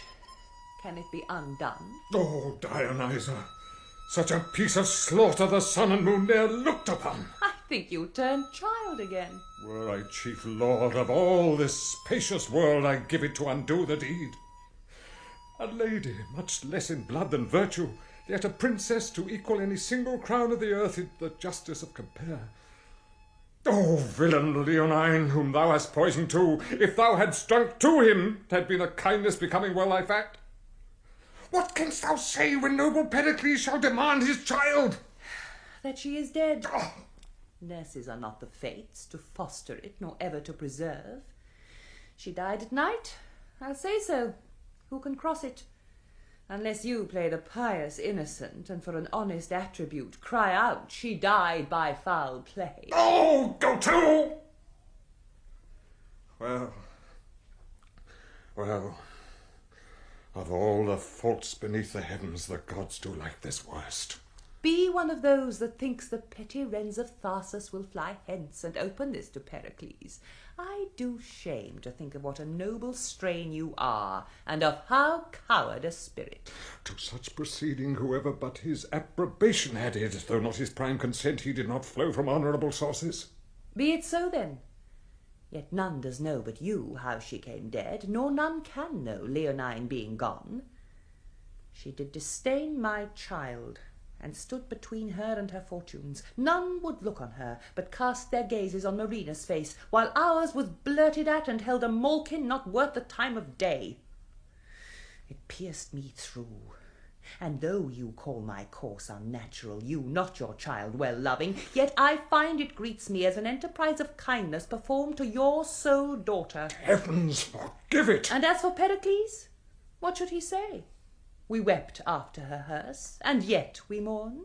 Her monument is almost finished, and her epitaphs, in glittering golden characters, express a general praise to her, and care in us at whose expense 'tis done. Thou art like the harpy, which to betray us with thine angel's face sees with thine eagle's talons. You're like one that superstitiously do swear to the gods that winter kills the flies. But yet I know you'll do as I advise. Thus time we waste, and longest leagues make short. Sail seas in cockles, have and wish but fought, making to take your imagination from bourne to bourne, region to region. By you being pardoned, we commit no crime to use one language in each several clime where our scene seems to live. I do beseech you to learn of me, who stand i' the gaps, to teach you the stages of our story. Pericles is now again thwarting the wayward seas, attended on by many a lord and knight, to see his daughter, all his life's delight. Old Helicanus goes along. Behind is left to govern it, you bear in mind, old Escanes, whom Helicanus late advanced in time to great and high estate. Well-sailing ships and bounteous winds have brought this king to Tarsus. Think his pilot thought, so with his steerage shall your thoughts grow on, to fetch his daughter home, who first is gone. Like motes and shadows, see them move awhile. Your ears unto your eyes I'll reconcile.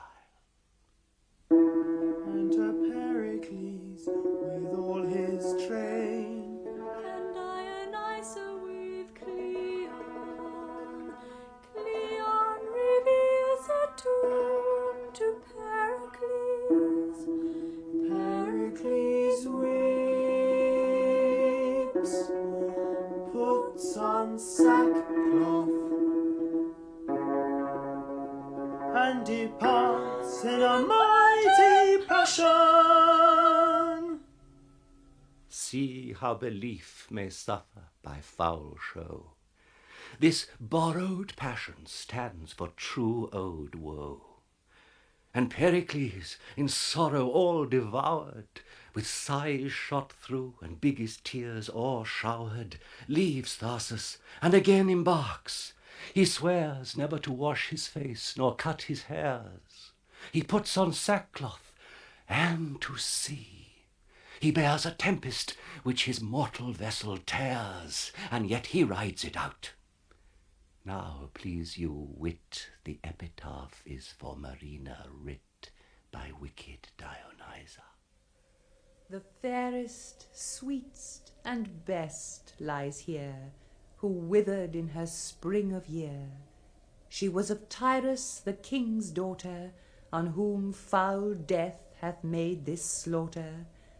Marina was she called, and at her birth Thetis, being proud, swallowed some part of the earth. Therefore the earth, fearing to be o'erflowed, hath Thetis' birth-child on the heavens bestowed. Wherefore she does, and swears she'll never stint, make raging battery upon shores of flint. No visor does become black villainy so well as soft and tender flattery. Let Pericles believe his daughter's dead, and bear his courses to be ordered by Lady Fortune, while our scene must play his daughter's woe and heavy well-a-day in her unholy service. Patience then, and think that back you are in Mytilene.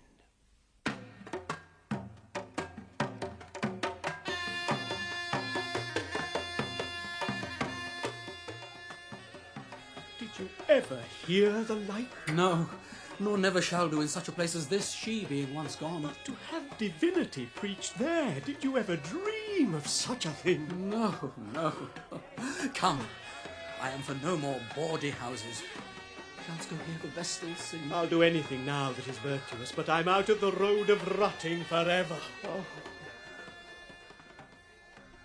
Well, I had rather than twice the worth of her she had ne'er come here. Fie, fie upon her. She's able to freeze the good Priapus and undo a whole generation. We must either get her ravished or be rid of her.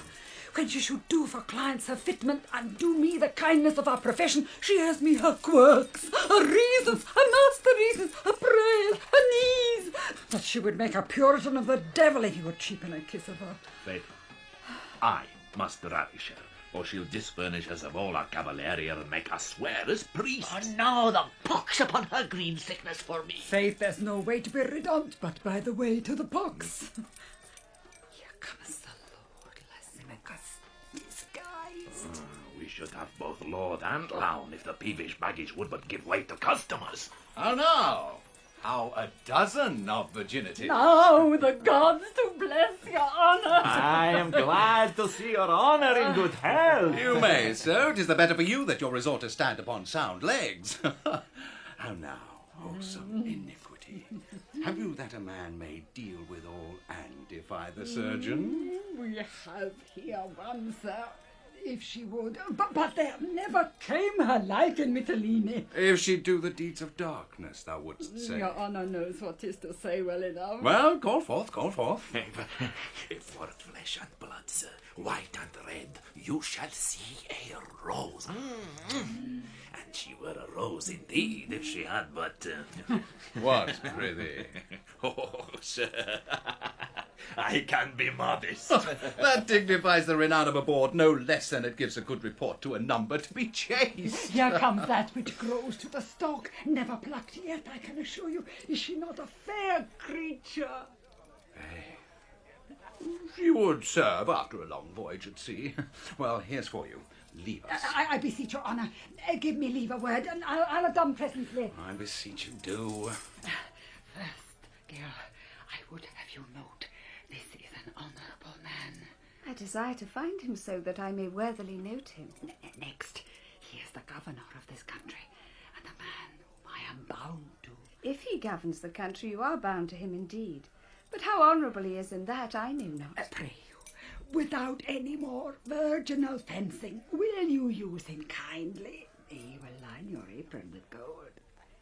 What he will do graciously, I will thankfully receive. Have you done? My lord, she is not paced yet. You must take some pains to work her to your manage. Come, we will leave his honour and her together. Go thy way. Now, pretty one, how long have you been at this trade?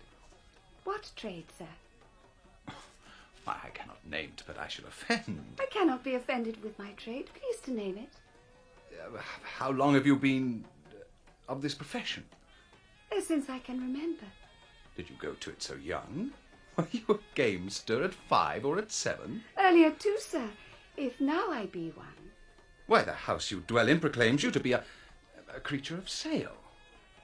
Do you know this house to be a place of such resort? And you come into it? I heard say you're of honourable parts, are the governor of this place. Hath your principal made known unto you who I am? Who is my principal? Why, your herbwoman, she that sets seeds and roots of shame and iniquity. Oh, you have heard something of my power, and so stand aloof for more serious wooing.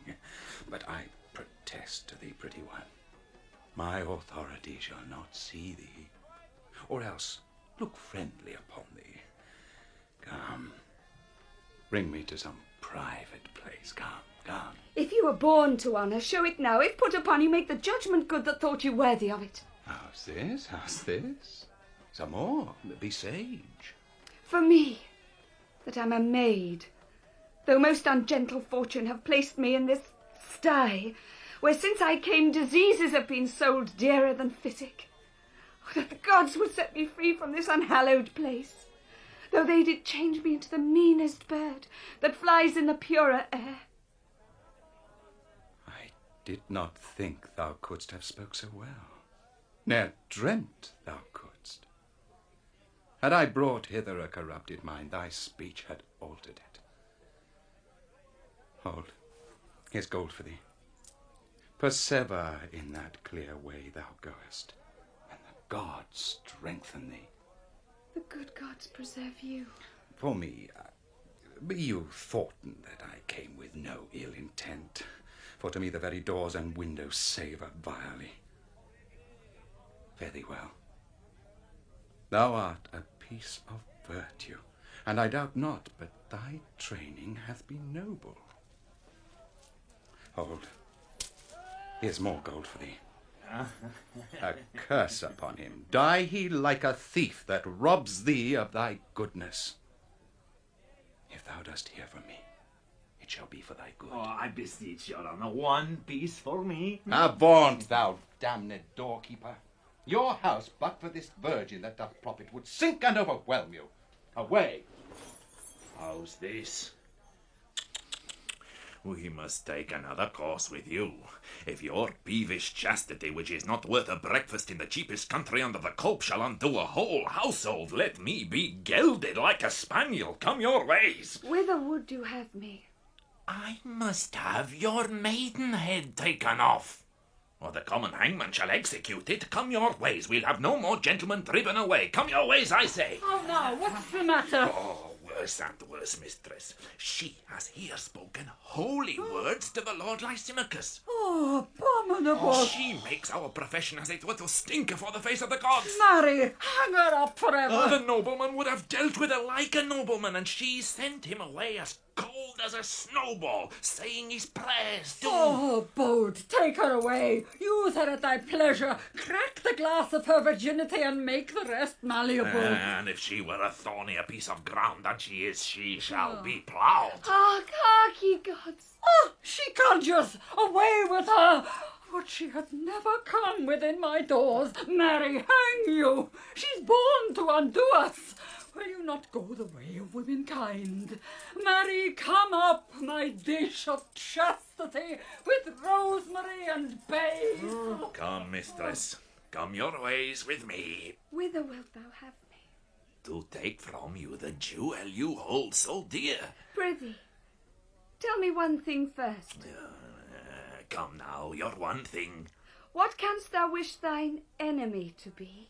Why, I could wish him to be my master, or rather, my mistress. Neither of these are so bad as thou art, since they do better thee in their command.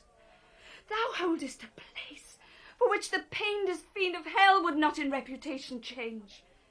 Thou art the damnedest doorkeeper to every coistrel that comes inquiring for his tib.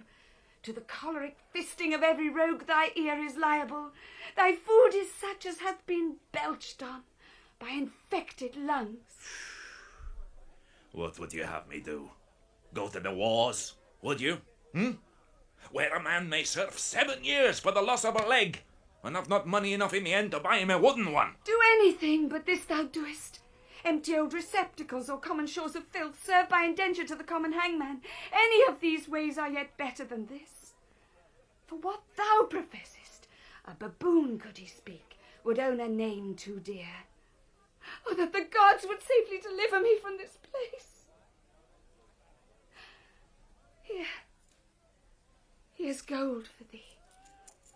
If that thy master would gain by me, proclaim that I can sing, weave, sew, and dance, with other virtues, which I'll keep from boast, and will undertake all these to teach. I doubt not but this populous city will yield many scholars. But can you teach all this you speak of? Prove that I cannot. Take me home again, and prostitute me to the basest groom that does frequent your house. Well, I will see what I can do for thee. If I can place thee, I will. But amongst honest women. Oh, faith, my acquaintance lies little amongst them. But since my master and mistress hath bought you, there's no going but by their consent. Therefore I will make them acquainted with your purpose, and I doubt not but I shall find them tractable enough. Come, I'll do for thee what I can. Come your ways.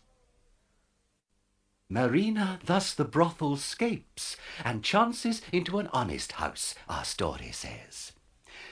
She sings like one immortal, and she dances as goddess-like to her admired lays. Deep clerks she dumbs, and with her kneeled composes nature's own shape of bud, bird, branch, or berry, that even her art sisters the natural roses, her inkle, silk, twin with the rubied cherry. That pupils lack she none of noble race, who pour their bounty on her, and her gain she gives the cursed Bawd. Here we her place, and to her father turn our thoughts again, where we left him, on the sea. We there him lost, whence driven before the winds, he is arrived here, where his daughter dwells, and on this coast suppose him now at anchor. The city strived god Neptune's annual feast to keep, from whence Lysimachus our Tyrian ship espies, his banners sable, trimmed with rich expense, and to him in his barge with fervour hies. In your supposing once more put your sight, of heavy Pericles, think this his bark, where what is done in action, more if might, shall be discovered. Please you, sit and hark. Where is Lord Helicanus? He can resolve you. Oh, here he is. Sir, there is a barge put off from Mytilene, and in it is Lysimachus the governor, who craves to come aboard. What is your will? That he have his. Call up some gentlemen. Oh, gentlemen! My lord calls. Doth your lordship call? A gentleman there is some of worth would come aboard. I pray greet him fairly. Sir, this is the man that can, in aught you would, resolve you. Hail, reverend sir. The gods preserve you. And you, sir, to outlive the age I am and die as I would do. You wish me well. Being on shore, honouring of Neptune's triumph, seeing this goodly vessel ride before us, I made to it to know of whence you are. First, what is your place? I am the governor of this place you lie before. Sir, our vessel is of Tyre. In it the king, a man who for this 3 months hath not spoken to anyone, nor taken sustenance, but to prorogue his grief. Upon what ground is his distemperature? 'Twould be too tedious to repeat. But the main grief springs from the loss of a beloved daughter and a wife. May we not see him? You may, but bootless is your sight. He will not speak to any. Yet let me obtain my wish. Behold him. This was a goodly person, till the disaster that one mortal night drove him to this. Sir King, all hail. The gods preserve you. Hail, royal sir. It is in vain. He will not speak to you. Sir, we have a maid in Mytilene I durst wager would win some words of him. 'Tis well bethought. She, questionless, with her sweet harmony and other chosen attractions, would allure and make a battery through his deafened ports, which are now midway stopped. She is all happy as the fairest of all, and with her fellow maids is now upon the leafy shelter that abuts against the island's side. Go fetch her. Sure, all effectless. Yet nothing we'll omit that bears Recovery's name. But since your kindness we have stretched thus far, let us beseech you that for our gold we may provision have, wherein we are not destitute for want, but weary for the staleness. Oh, sir, a courtesy, which if we should deny the most just God for every graft would send a caterpillar, and so inflict our province. Yet, once more, let me entreat to know at large the cause of your king's sorrows. Sir, I will recount it to you. But see, I am prevented. Oh, here's the lady that I sent for. Welcome, fair one. Is't not a goodly presence? She's a gallant lady. She is such a one that were I well assured came of gentle kind and noble stock, I'd wish no better choice and think me rarely wed. Fair one, all goodness that consists in beauty, expect even here where is a kingly patient, if that thy prosperous and artificial feet can draw him but to answer thee in aught. Thy sacred physic shall receive such pay as thy desires can wish. Sir, I will use my utmost skill in his recovery, provided that none but I and my companion maid be suffered to come near him. Come, let us leave her, and the gods make her prosperous.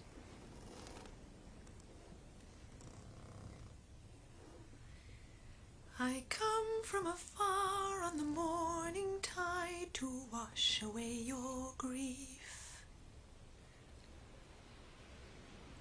I have set my course by the healing moon to bring fresh hope and belief.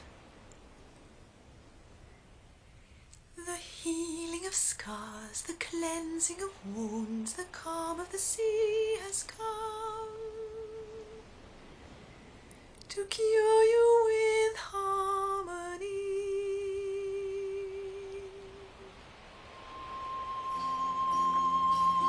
I come from afar to sing you a song of spring and the sound of rain. The cool of the stream, the warmth of the sun in a land that is born again. The blanket of snow that covered the ground and drove all the leaves away has frozen your heart. I come from afar to sing you a song to soothe and delight your ear, to shatter the ice, bring leaves to the trees, unveiling the land that is there. The clashing of war, the darkness of night, the winter of death has passed and will not return. And the song that I sing has the season's strength and the power to restore a king.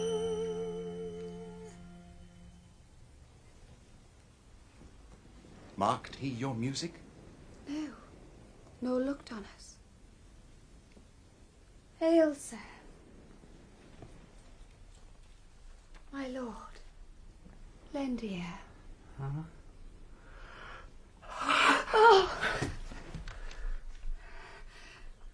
I am a maid, my lord, that ne'er before invited eyes, but have been gazed on like a comet.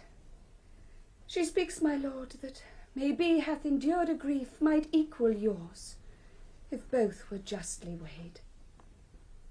Though wayward fortune did malign my state, my derivation was from ancestors who stood equivalent with mighty kings. But time hath rooted out my parentage, and to the world and awkward casualties bound me in servitude. I will desist, but there is something close upon my cheek, and whispers in mine ear, go not till he speak.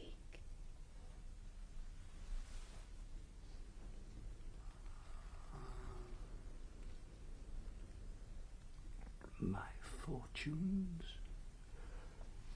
parentage, a good parentage, to equal mine, was it not thus? What say you?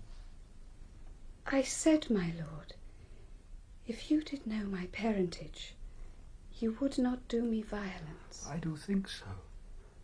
Pray you, turn your eyes upon me. You're like something that... What countrywoman? Here, of these shores? No, nor of any shores. Yet I was mortally brought forth, and am no other than I appear. I am great with woe, and shall deliver weeping. My dearest wife was like this maid, and such a one my daughter might have been. My queen's square brows, her stature to an inch, as wand-like straight, as silver-voiced, her eyes as jewel-like and cased as richly, in pace another Juno, who starves the ears she feeds and makes them hungry the more she gives them speech. Where do you live? Where I am but a stranger. From the deck you may discern the place. Where were you bred, and how achieved you these endowments which you make more rich to owe? Oh, if I should tell my history, 'twould seem like lies, disdained in the reporting. Prithee, speak. Falseness cannot come from thee, for thou look'st modest as justice, and thou seem'st a palace for the crowned truth to dwell in. I will believe thee, and make my senses credit thy relation to points that seem impossible, for thou look'st like one I loved indeed. What were thy friends? Didst thou not say when I did push thee back, which was when I perceived thee, that thou camest from good descending? So indeed I did. Report thy parentage. I think thou saidst thou hadst been tossed from wrong to injury, and that thou thoughtst thy griefs might equal mine if both were opened. Some such thing I said, and said no more, but what my thoughts did warrant me was likely. Tell thy story.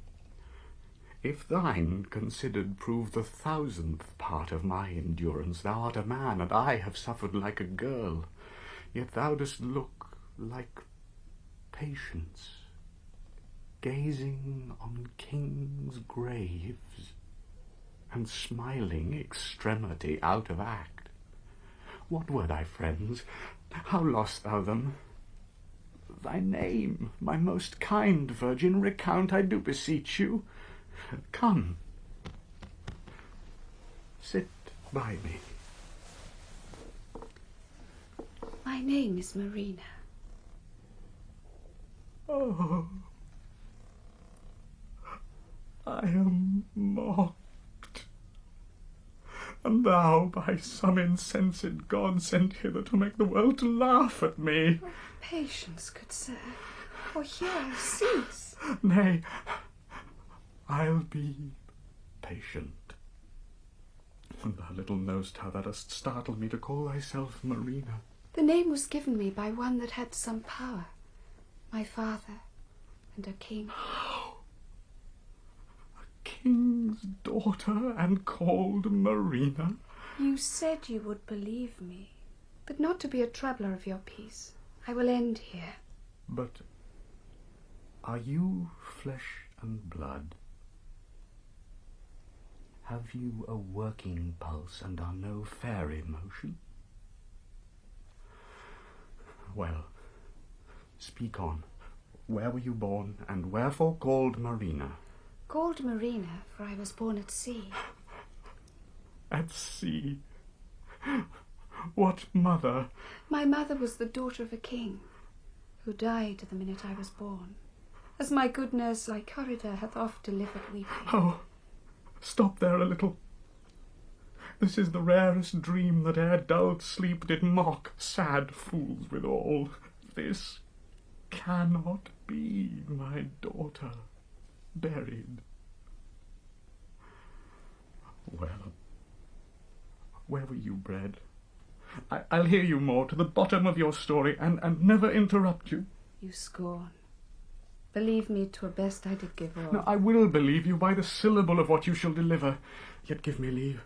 How came you in these parts? Where were you bred? The king, my father, did in Tarsus leave me, till cruel Cleon, with his wicked wife, did seek to murder me.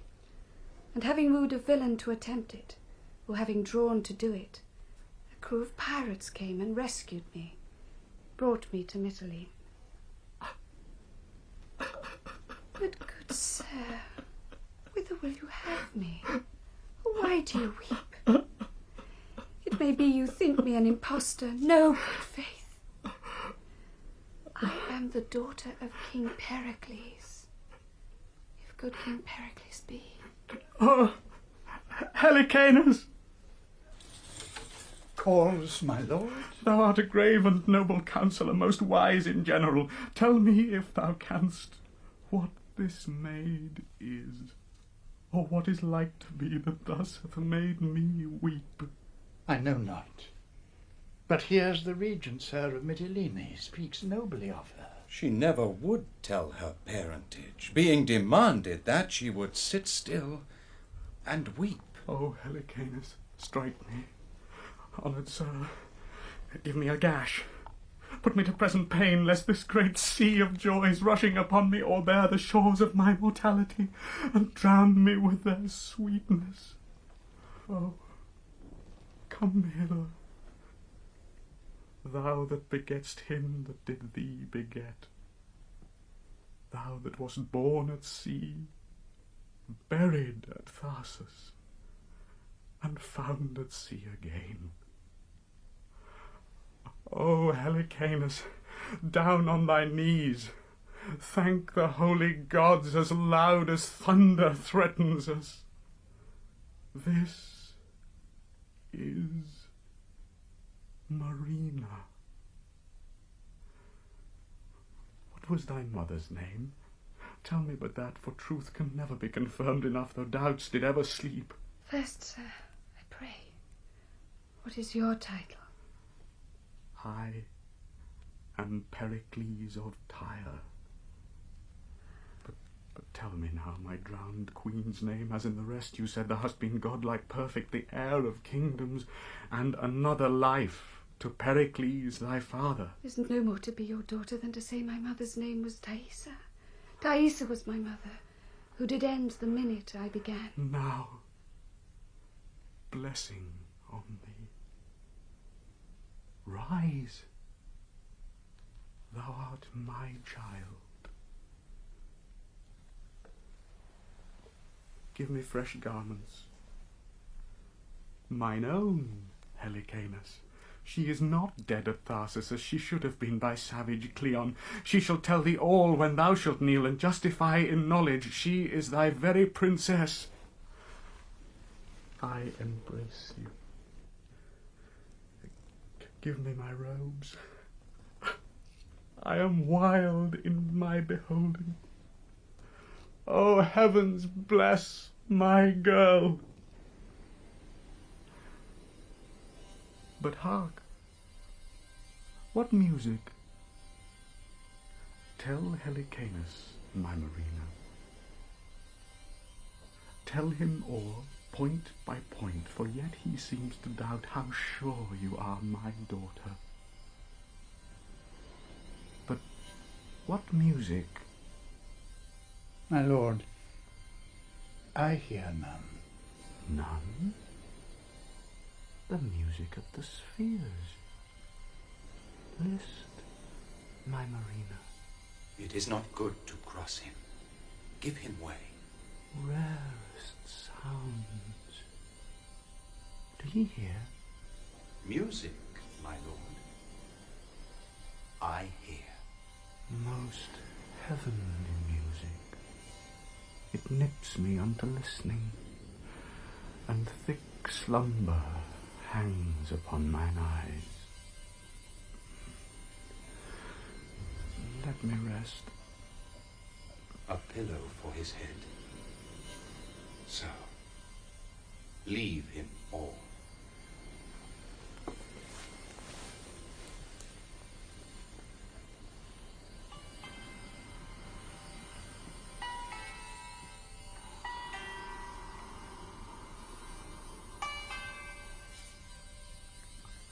My temple stands in Ephesus. Hie ye thither, and do upon mine altar sacrifice.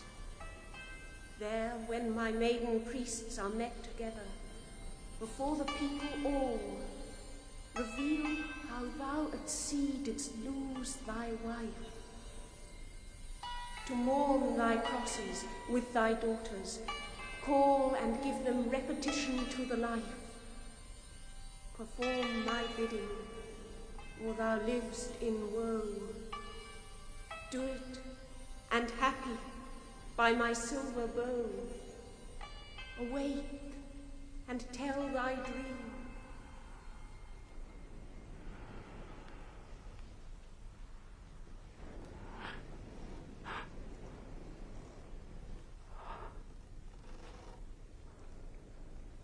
Celestial Diane, goddess Argentine, I will obey thee.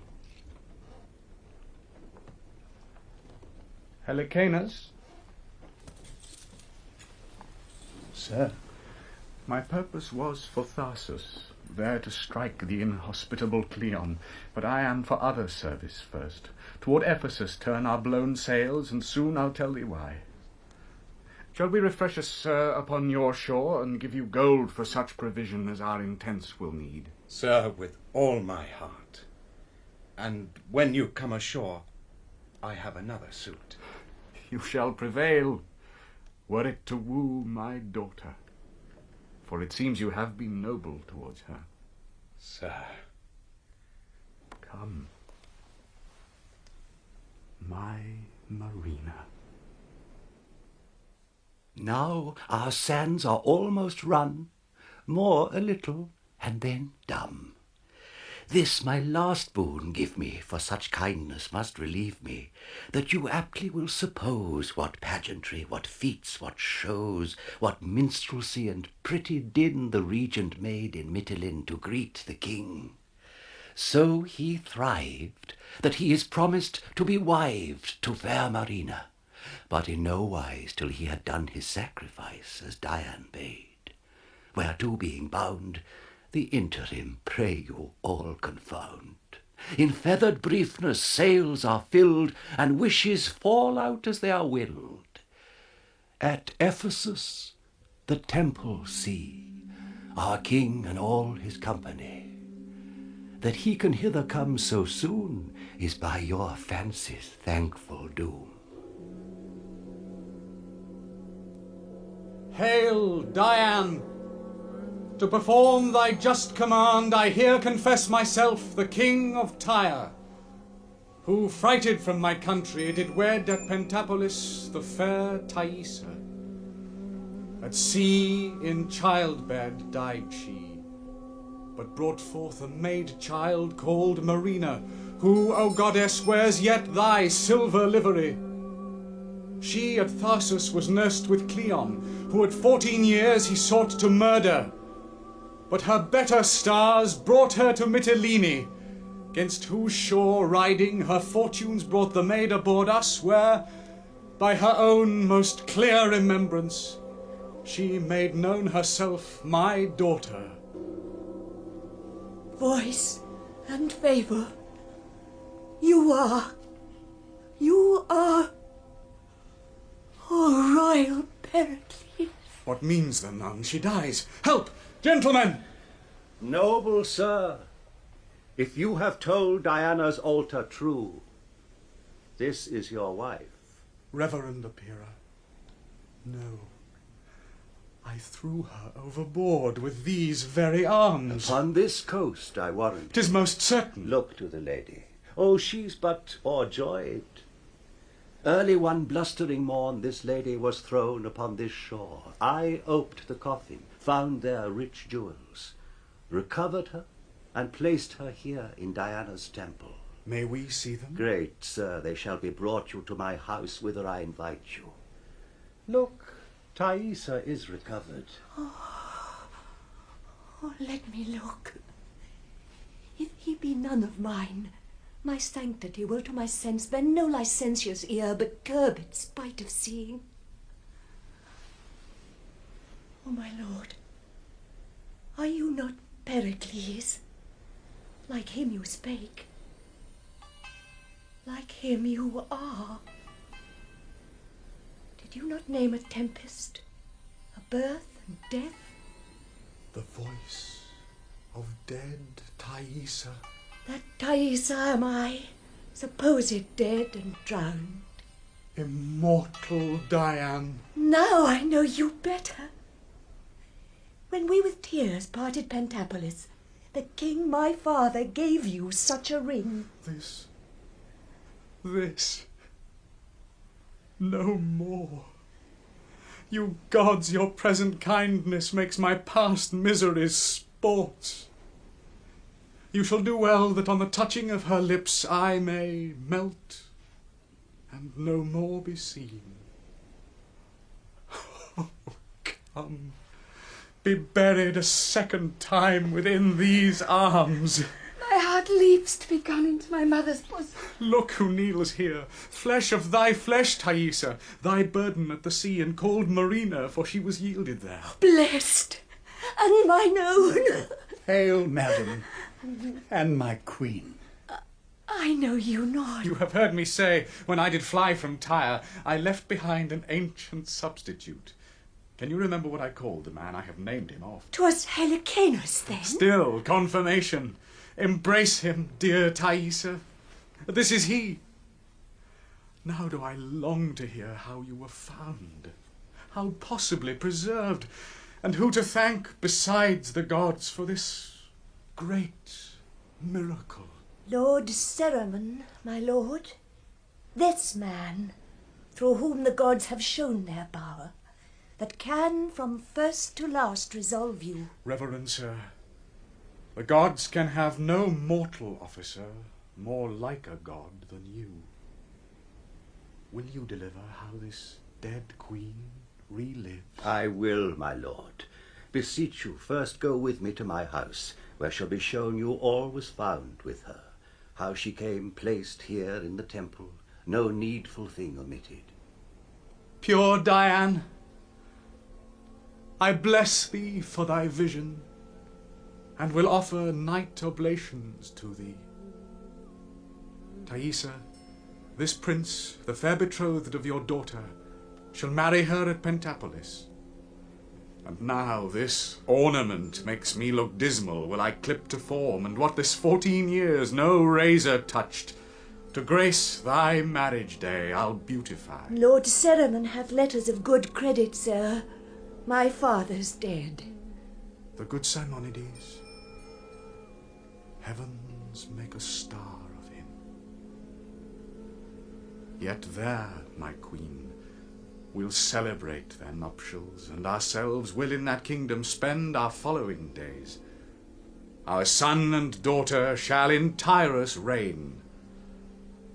Lord Cerimon, we do our longing stay to hear the rest untold. Sir, this way, this way.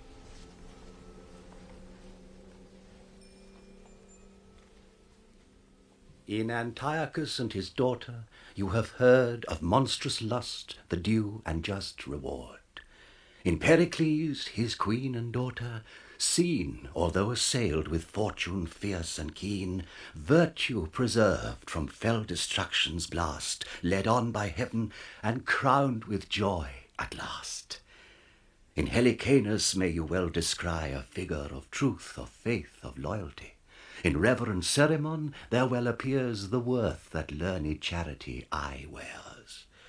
For wicked Cleon and his wife, when fame had spread his cursed deed to the honoured name of Pericles, to rage the city turn, that him and his they in his palace burn.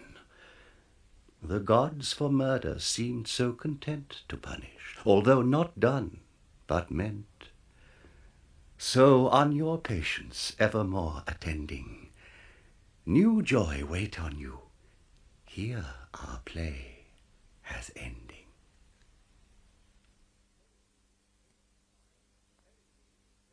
In Pericles, Prince of Tyre, by William Shakespeare, Gower and Cerimon were played by David March, Pericles by Tim Piggot-Smith.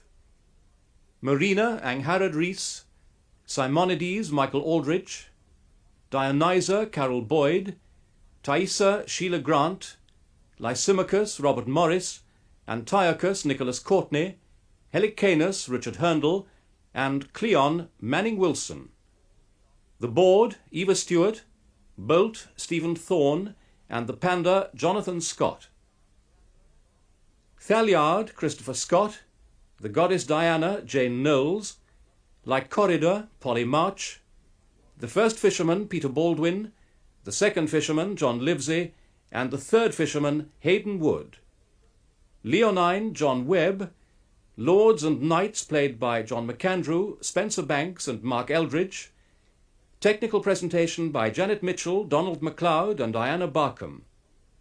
The music was composed by Nick Beaker, and the play directed by David Spencer.